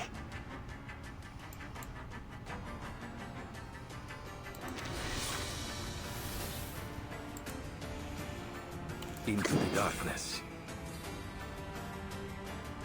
Targets where could... Bravo! Wait for the right moment. Addio, straniero. Eliminate target. The sword is drawn. Liberato dalla paura.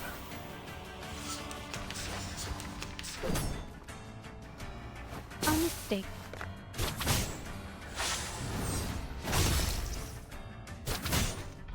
Hear my whispers, feel my pain, and we will pave the path to the future. Let our blood become one.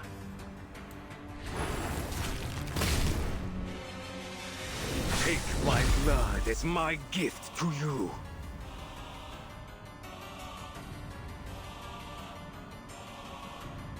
Be careful. Do not allow him to infect you.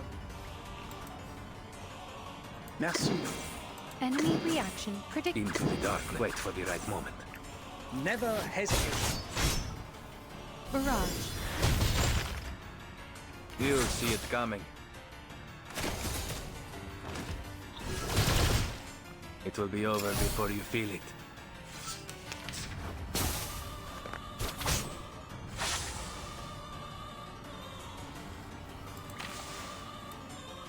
Oops! Oh, I chose the wrong guy. Alright. Bravo. Merci. Bravo. Into the darkness. Never hesitate.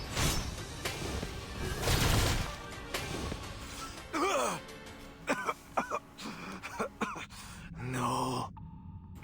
That was for Squad 77. Each move on the board is an attempt to return to the future. Let this victory propel us forward.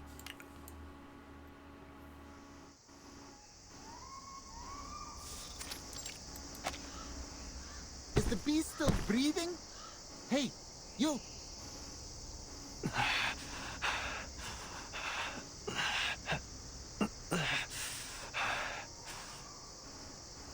Devil take him. He's still twitching. Even after we staked him and left him under the sun for a week. He ought to be dust by now. The last one didn't last but 3 days. This one must be of purer blood. They say those are stronger. Why?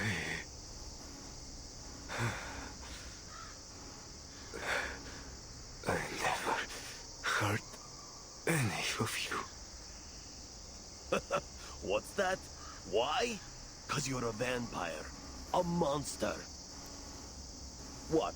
So we've got to wait until you've drained someone dry before we put you down, do we? The sunlight burns him until he can no longer raise his eyes. He shrinks his neck, attempting to turn his head in vain. A vampire's hunt is a bloody one. As always, humans, beasts, vampire. Blood spills in a tangled mess across the ground, merging into a stream to soak his body. A breeze stirs, carrying a distant song. The song is eternal and light, as if drifting from a vast, boundless space, weaving in a comfort net that rises and falls. The purest of emotions. It lifts the weight of fear, frees you from the constraints of mundanity, and brings you one step closer to perfection. Who? He smells and hears a crisp, cool wind. I am your wishmaker.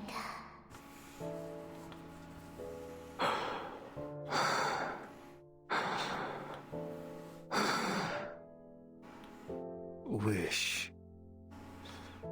My wish. You need not speak it. The wind has whispered it to me.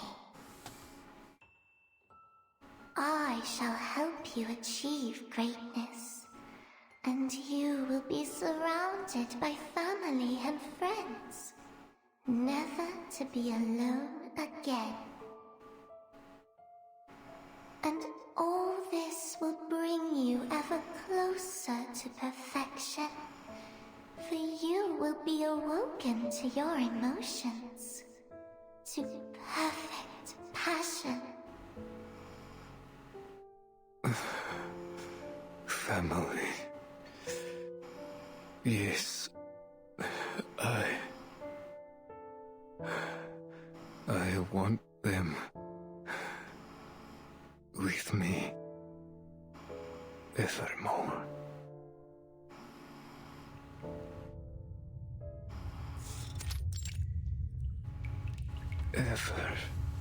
more. Masha shrinks back into human form, like a withered cocoon trembling in the corner, gasping for breath. His neck is torn open, dark blood flowing like a spring. I'm here. His old comrade stands before him in silence. The space between them is not far, and yet it spans a fathomless... Is it over? It is, Pyrrhus.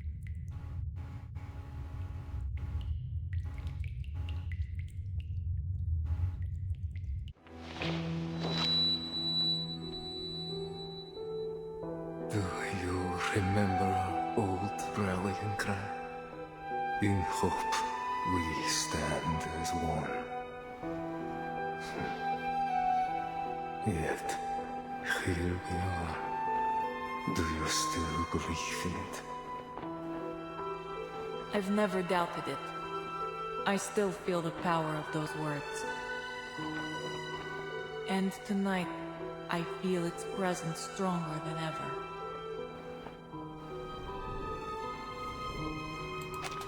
Not on the... It lives inside each of us.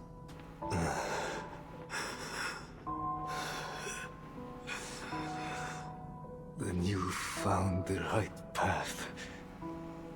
And I've strayed too far. Go on, Eklika. Do it. I hope you live to see that dream come true.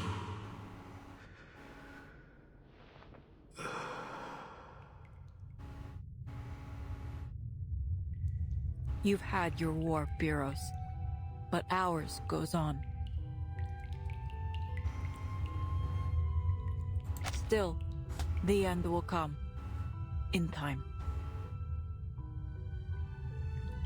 Maybe not today, maybe not tomorrow. But one day, a generation will refuse to raise their guns, refuse to trade blood for the fleeting victory. When that day comes, the Danube will flow in peace once more, and lilacs will bloom again over the ruins of Belgrade. When it does, we'll ring the peace bell so loud that all those who rest in the earth hear it. She lowers her weapon, turns on her heel, and walks away.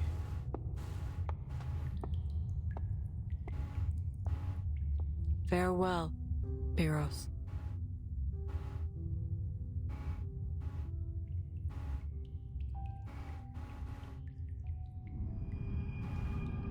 To be continued.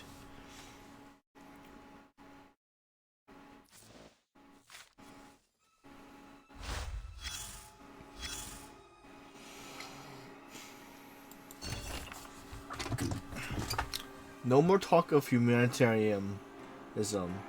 He swears to you, it's just a small sacrifice for the greater cause. The affected transformation experiment record. So in 1, objective, to study the effects of specific environmental stimuli, particularly audio patterns, i.e., for example, the song, on the blood sample of the affected, with the focus of their temporary mutation and fusion behavior. 2. Method summary. Collect 4 samples of each from Arcane subject Group B and Human subject Group C, forming 1 experimental unit. 3 units per group are used as control and stimulus sets.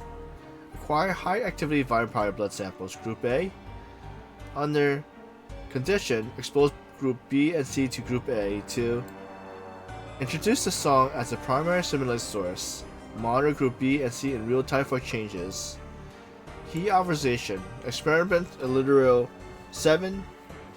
Temporary fusion and mutation. Reception sample Group B and C exhibits the base arcanum traits for the source vampire post-fusion, confirming transformation in the infected.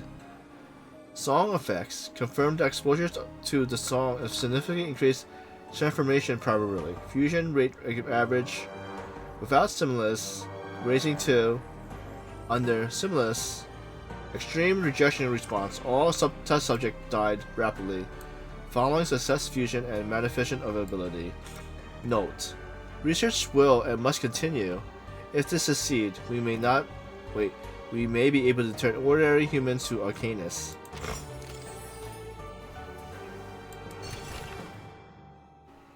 Bad luck. Before a mission, I like to line up every god I know and pray to them all.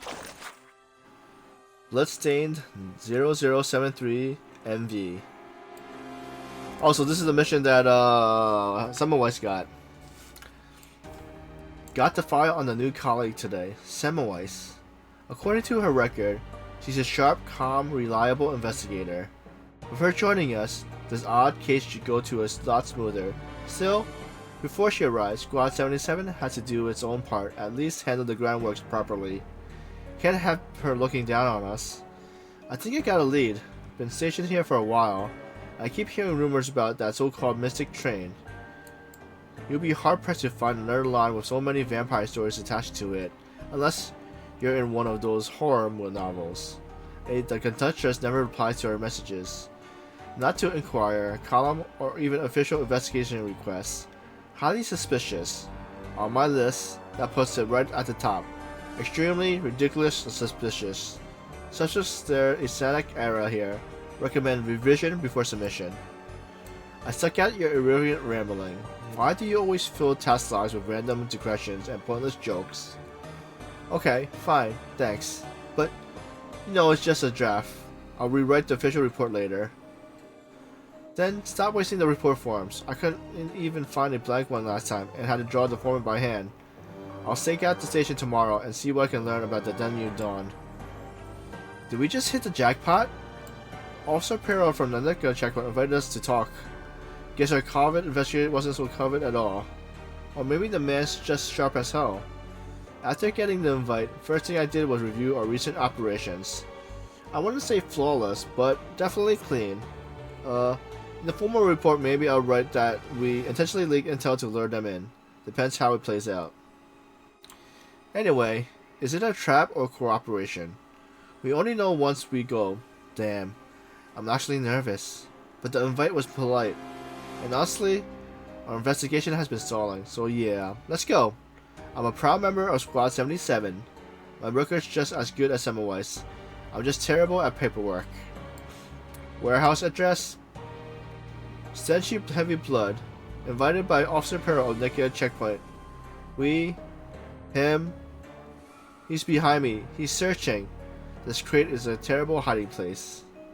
Oh. Part 20. Comes the dawning light. Get up. The bloody night is over.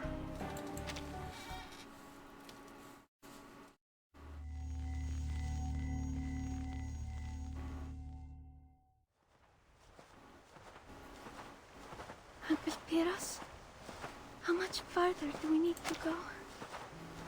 I'm feeling a little dizzy. Not long now. The border's just on the other side of the mountain. We'll be there soon. Then, we'll cross the lake to Miss Valentina's castle. And she'll cure you. She'll make things right.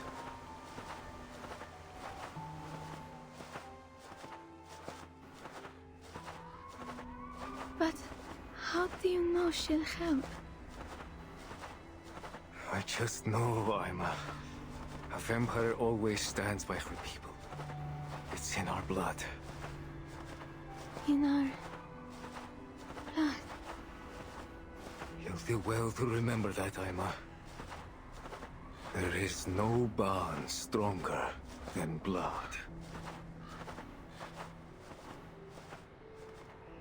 Uncle.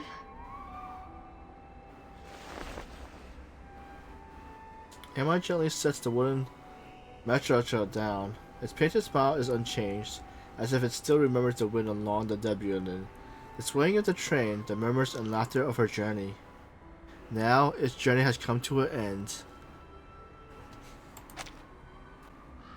It should return to where it belongs, a world without wars, without exile. Perhaps there it will find its answer. Goodbye.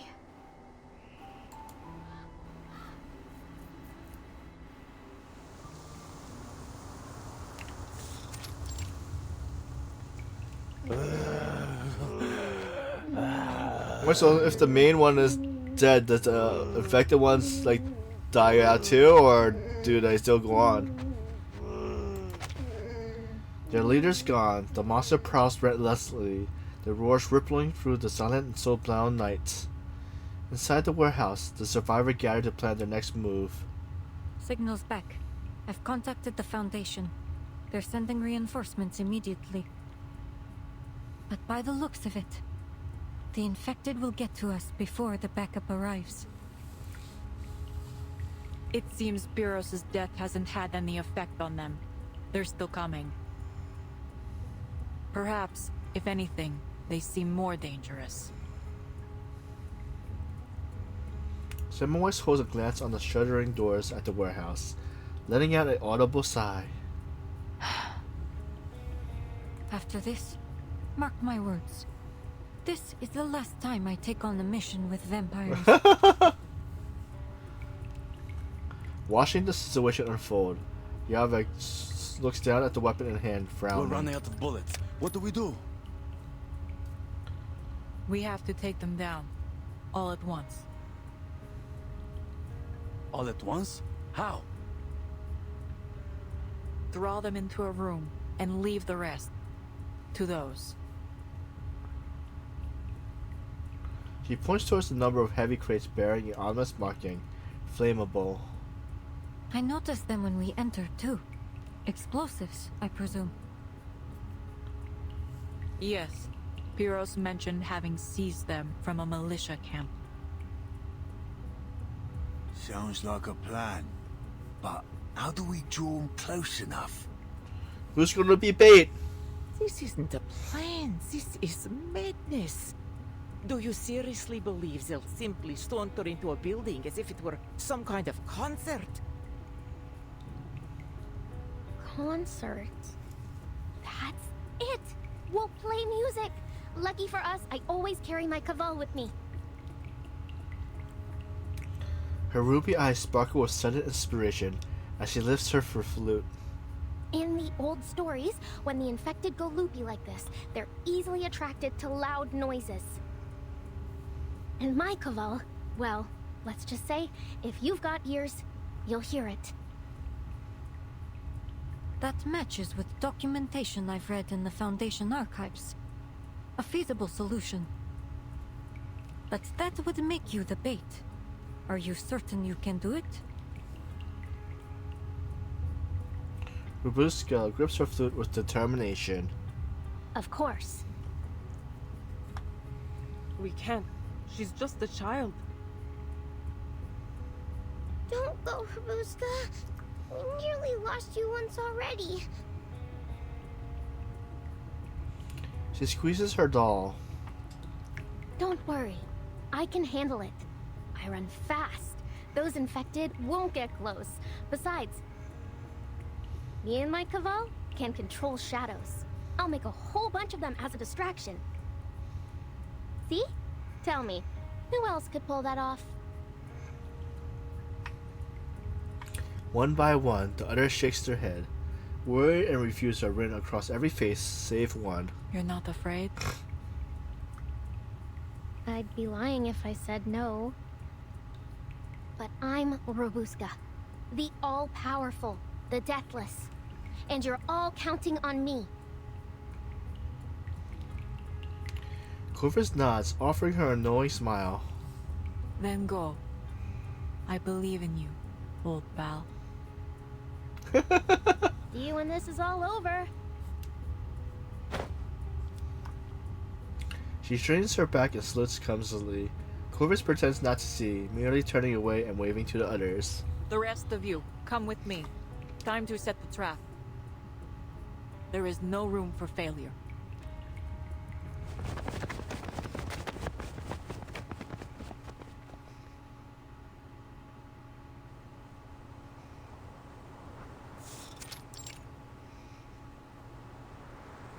Snow still falls.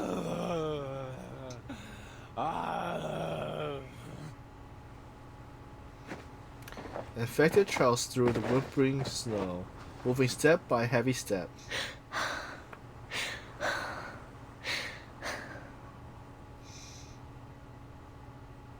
The girl stands alone, her only companion the wooden flute in her hands.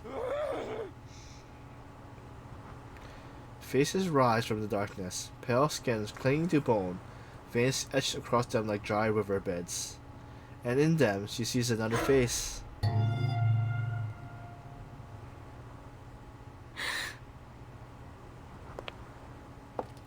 She steps back once, then forward twice. Mama, forgive me. But I'm not running anymore. The great Robuska takes a deep breath, lips meet the waiting flute. It starts with a few clumsy notes, followed by a jump of uneven chord, but the chords soon weave together and the melody resonates up to the biting cold.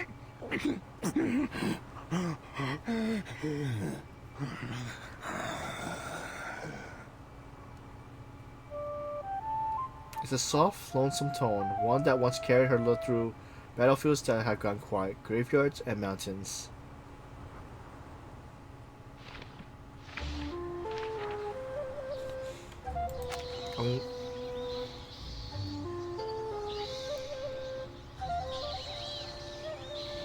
Before you stands the forefather of young Robuska, Dracula the Impaler. And I, her noble grandfather, the glorious first Duke of Arjesh. And I... The lineage, growing ever more tangled, becomes the closest companion on the road. When she comes to, she realizes just how far she has wandered. Mama!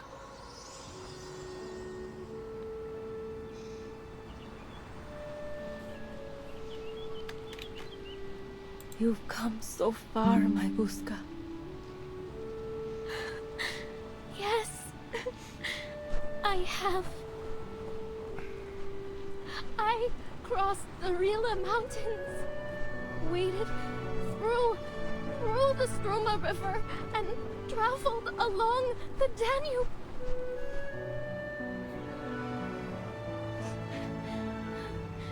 Oh, I even rode a train. You sound happy, my dear girl. Happy?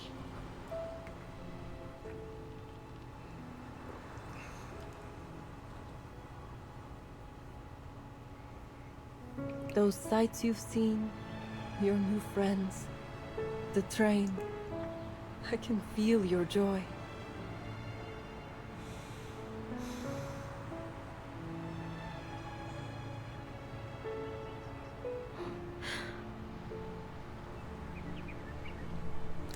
In the fading flute descent, the note melts.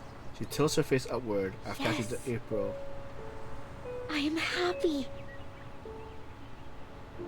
Happier than I've been in a long time, Mama.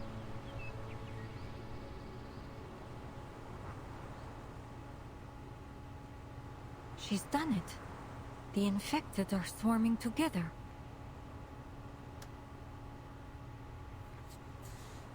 Explosives are in place. On my mark. Covers waves towards Robuska. She instantly understands, slipping out from the shadows until she is free of the infected encirclement.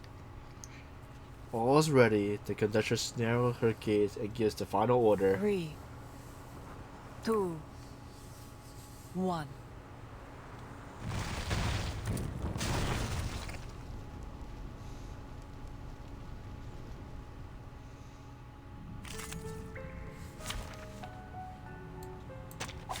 We begin with white. Nicely done. Looks like the explosion took out most of them, and stunned the rest too. This is no time to get sloppy. There's one batch more. We need to take care of them, fast. I'll go right to force them into the center. Then you leave the south corner to us. We ain't letting them escape. Good. Take up your weapons, soldiers. Prepare to engage. Enemy react. Wait for the right moment. Into the dark, wait for the right moment. Eliminate target. That's it. It's over. We did it! My goodness, it was like a dream. Well fought, soldiers.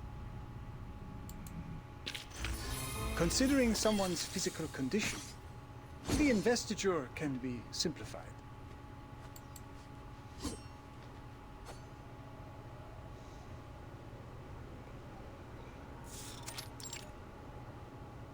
Please form a line and await registration. So not sure for the cutscenes earlier, but yeah, a lot of those texts were going through really quick. The train will leave at dawn, so please make good use of your time. Order is at last restored. The conductress remained behind, watching the snowy way station and the wreckage left by the blast. Blood, organs, and fragments carpets the snow, like scarlet flowers blooming in an instant. Perro's corpse is brought forth, laid at the center of the bloom. His hollow eye stares into the void. This chill in the air. The last time I felt a cold like this was in Stranja. I thought it would be the end of me. We were hiding out in the mountains. Every gust of wind felt like icy teeth biting into us. Snowflakes land in her palms. Soon they will melt away like breaths in the cold air. Ima will continue to work on the Danube Dawn. Who would ever suspect a gentle girl like her of being a vampire? She'll be able to live a quiet life. She'll need blood from time to time, and I will provide it.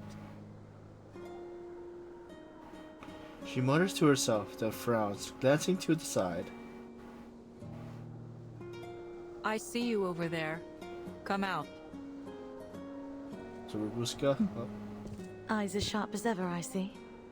Nothing escapes you. Do I know you? Do you know me? We were partners. That is, until you were lost to us in that accident. I think you have me confused, madam.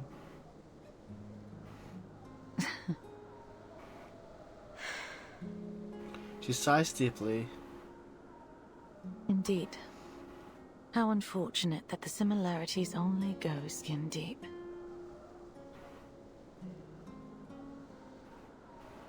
Still, who's to say it wasn't a cruel twist of fate that I boarded your train? Because, in a way, we both lost someone today. She takes the torch from the conductress' hand, lights it, and casts it on the scattered flesh before them. The flame rises with a low and crisp murmur. The two stand together, speechless for a time, until the first light of dawn spills across the ground.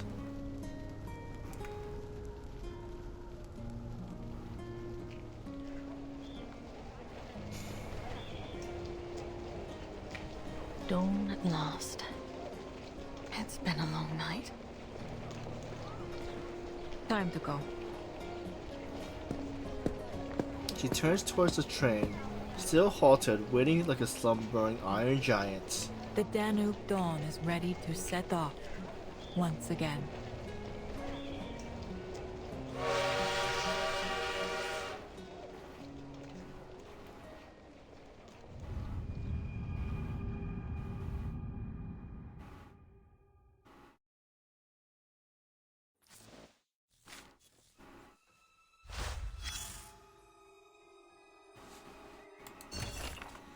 Third-rate novel.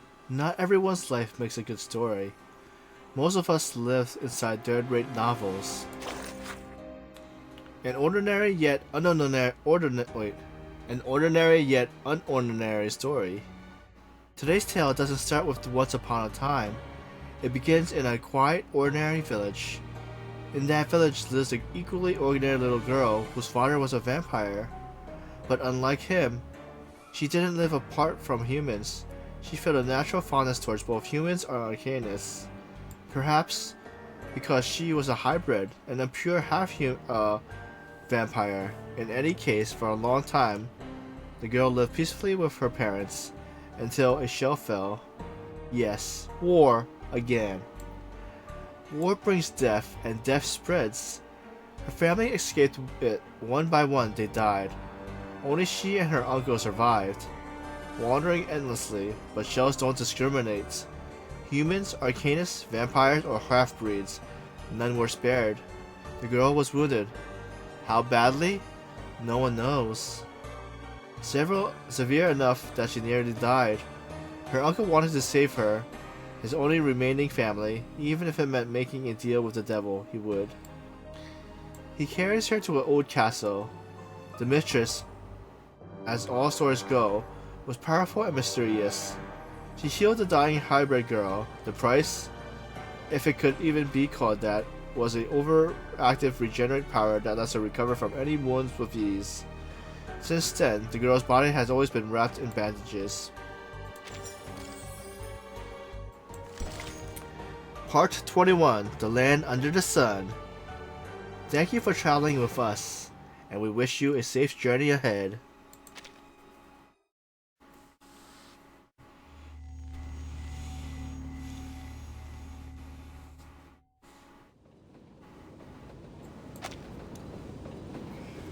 The bloody night is over. The train pushes west, weaving across snowy fields as it follows the path of the Demiglen. Only when the spy of the Sarah Chain Bridge skimmering over the river do they realize their ordeal is over. Budapest!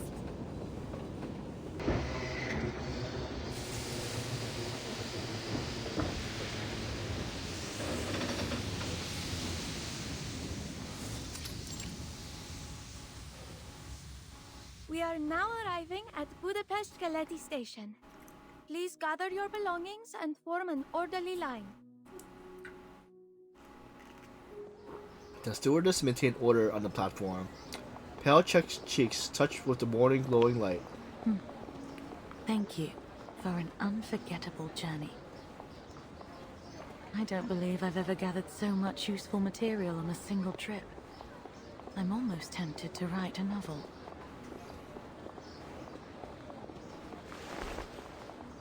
If ever you take to writing, or simply have some thoughts to share, do write in. Our pay is quite generous. He passes the card to the stewardess. Here, our contact details. I hope to hear from you soon. Atu Magazine Editor-in-Chief, Pandora Wilson. Atu? What an unusual name. When she lifts her head again, the crowd surges by, and Verity is nowhere to be seen. Emma stares down blankly until a loud cheer pulls her back. Goodbye, Madam Sonia. Goodbye, Mr. Yakov. And you, Mr. Arbuthnot, sir. No, don't say goodbye. You promise? You'll write to us? Children cling to Robuska, unwilling to part. Cross my heart. And I'll send gifts. Christmas, birthdays, the whole lot. Really? Can I have a ruby eyeball for Thanksgiving? And vampire fangs for Halloween? Oh, me too, me too! Such naughty children. Who taught you it was appropriate to demand gifts from others like that? The governor's stern soloing is drowned out by the joyful shouts. I do apologize. I don't know where their manners have gone. No need to worry, ma'am. I'd love to send them some things. It would make me more than happy. You're very kind, Miss Robuska. I'll be sure they prepare something for you in return.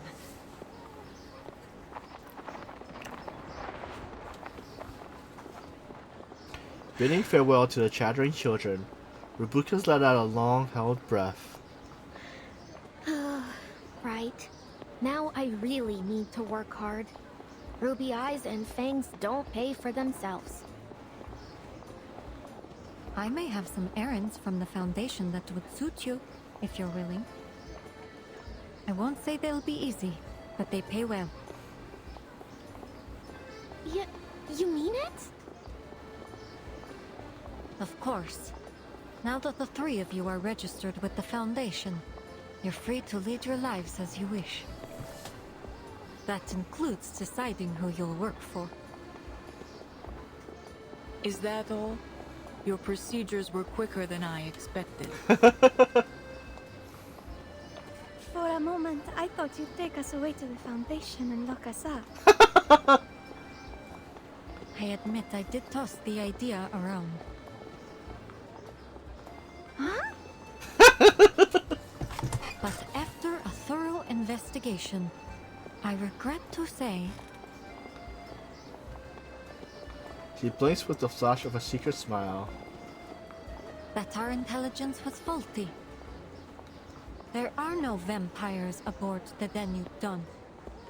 It's safe to dismiss the reports as no more than a rumor. Oh, real funny, boss. You nearly gave me a heart attack. The girl's laughter drifts up. It scatters into the tide of people. Right then. It looks like my mission ends here. Where are you headed next? To the city, Istanbul.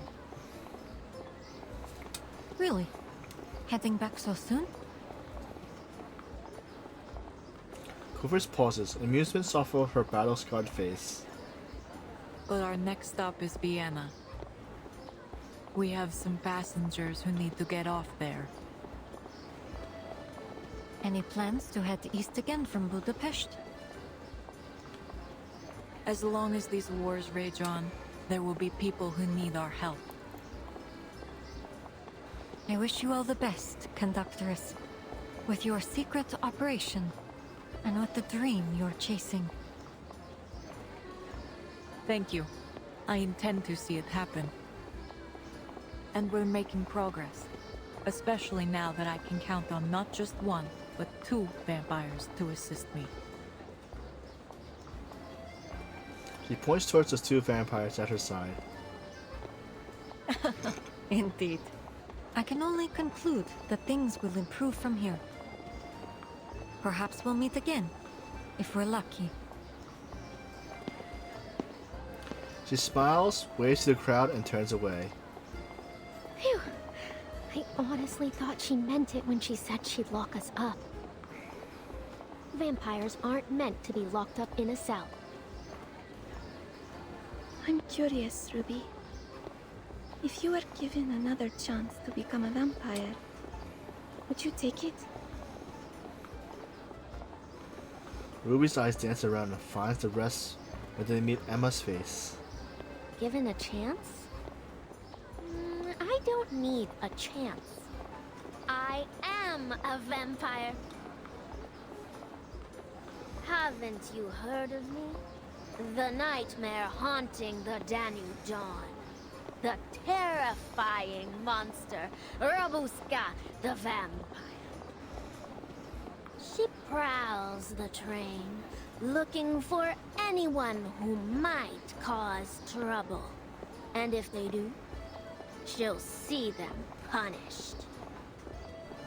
Investigators, arcanists, the conductress herself. Ha! She can take them all single-handedly.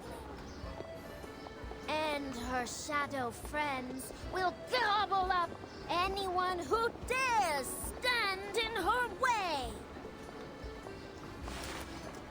Aha! Is he grabbed by the conductress? Yep, thought so. Single-handedly, you say?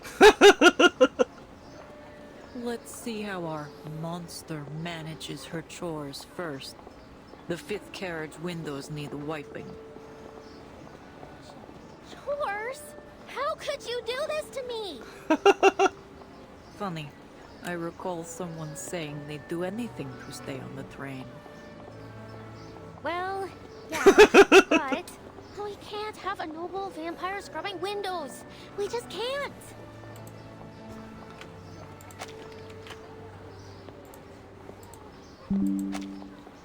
A beam of sunlight pierces the morning fog, warming everyone at the station. Bathed in gold, the conductor's scar's future softens. Jokes aside, I must be clear. Working on the Danube Dawn is no easy task. You will learn the service manual by heart, and I will be testing you, so you'd better start reading. The station bustles, soon-to-be passenger rush past, obvious to a small exchange. After a night swept in death and violence, the conductress and her crew braces themselves for a renewed journey. Still, they dream of these days painted gold by the morning sun.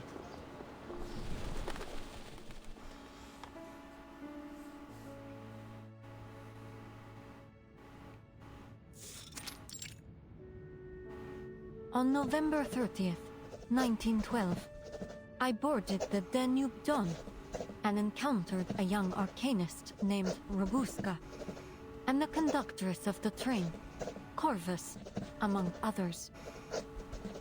At the Nika checkpoint, we stopped Pyros, a vampire and army officer affiliated with Menes Vindictae, and foiled his scheme to infect the greater population, after which the train successfully entered the territory of Austria-Hungary.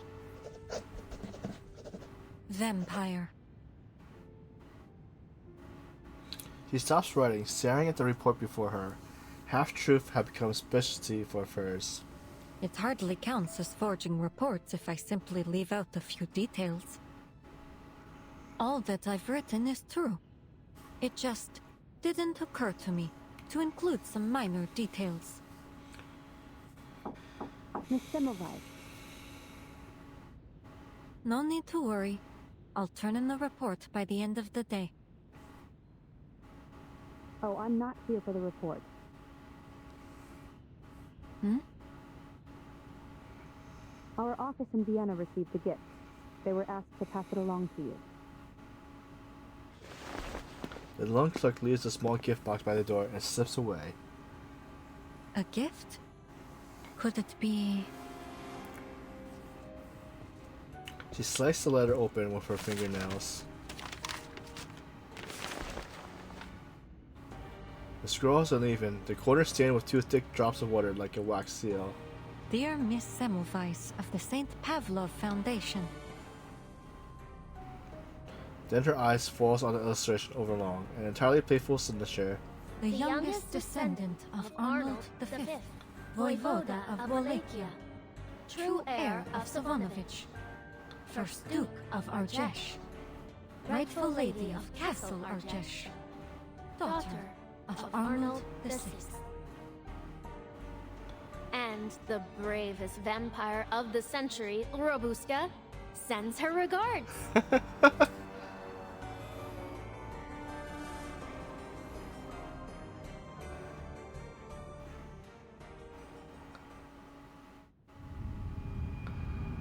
And that's the end of the main story. But the only problem is, I'm wondering, is this like before Semmelweis becomes infected? Because Semmelweis is like a vampire, or like it is like a infected vampire infected. Echoes of the wind, countless threads shakes with the wind, both within and beyond the net. To the UTA editorial team, dear colleagues, regarding Corvus, the conductress of the W Dawn, as you all know, she was once one of us, the most trusted partner. Thus, for personal reasons as well as curiosity, I have attempted to glimpse trace of the partner I once knew. I must admit, she changed. There is barely a trace of the person I remember. The glimmer in her eyes remained, yes, but where the gaze now falls no longer has anything to do with me. Still, in a way, our aren't all too different. For that reason, I will cherish this brief journey we now share. As for Miss Pandora Wilson, it's been some time since she vanished. Since then, I found it difficult to sense her through the wind. It's as if some unseen force secretly erased every trace of her. Yet, lately, they faintly detected something, an echo which mimics the wind. I have tried many times to re-establish contact, but I received no response. Even so, I still believe she is out there somewhere. Despite this, Uta continues to publish articles in her name and tone. I understand why. Losing her would mean losing the very spirit of Uta, something none of us could bear. That is why I took it upon myself to handle internal correspondence under her name. Yet, the unease lingers. We are all trying to imitate her, her style, her rhythm, the way she thought, the words she might have written, but none of us truly understand the meaning behind them. For me, this imitation is like calling out a name in the dark, over and over again, knowing it will never answer back. As for the strange happenings upon the Damu Dawn, and the many details pertaining to vampires, I will explain everything in full once I have alighted. Verity, Utah editor, written aboard the Damu Dawn.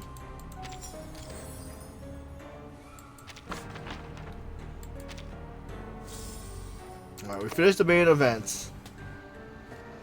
So I think we buy Robuska's Psych Cube. Oh, never mind, we can't.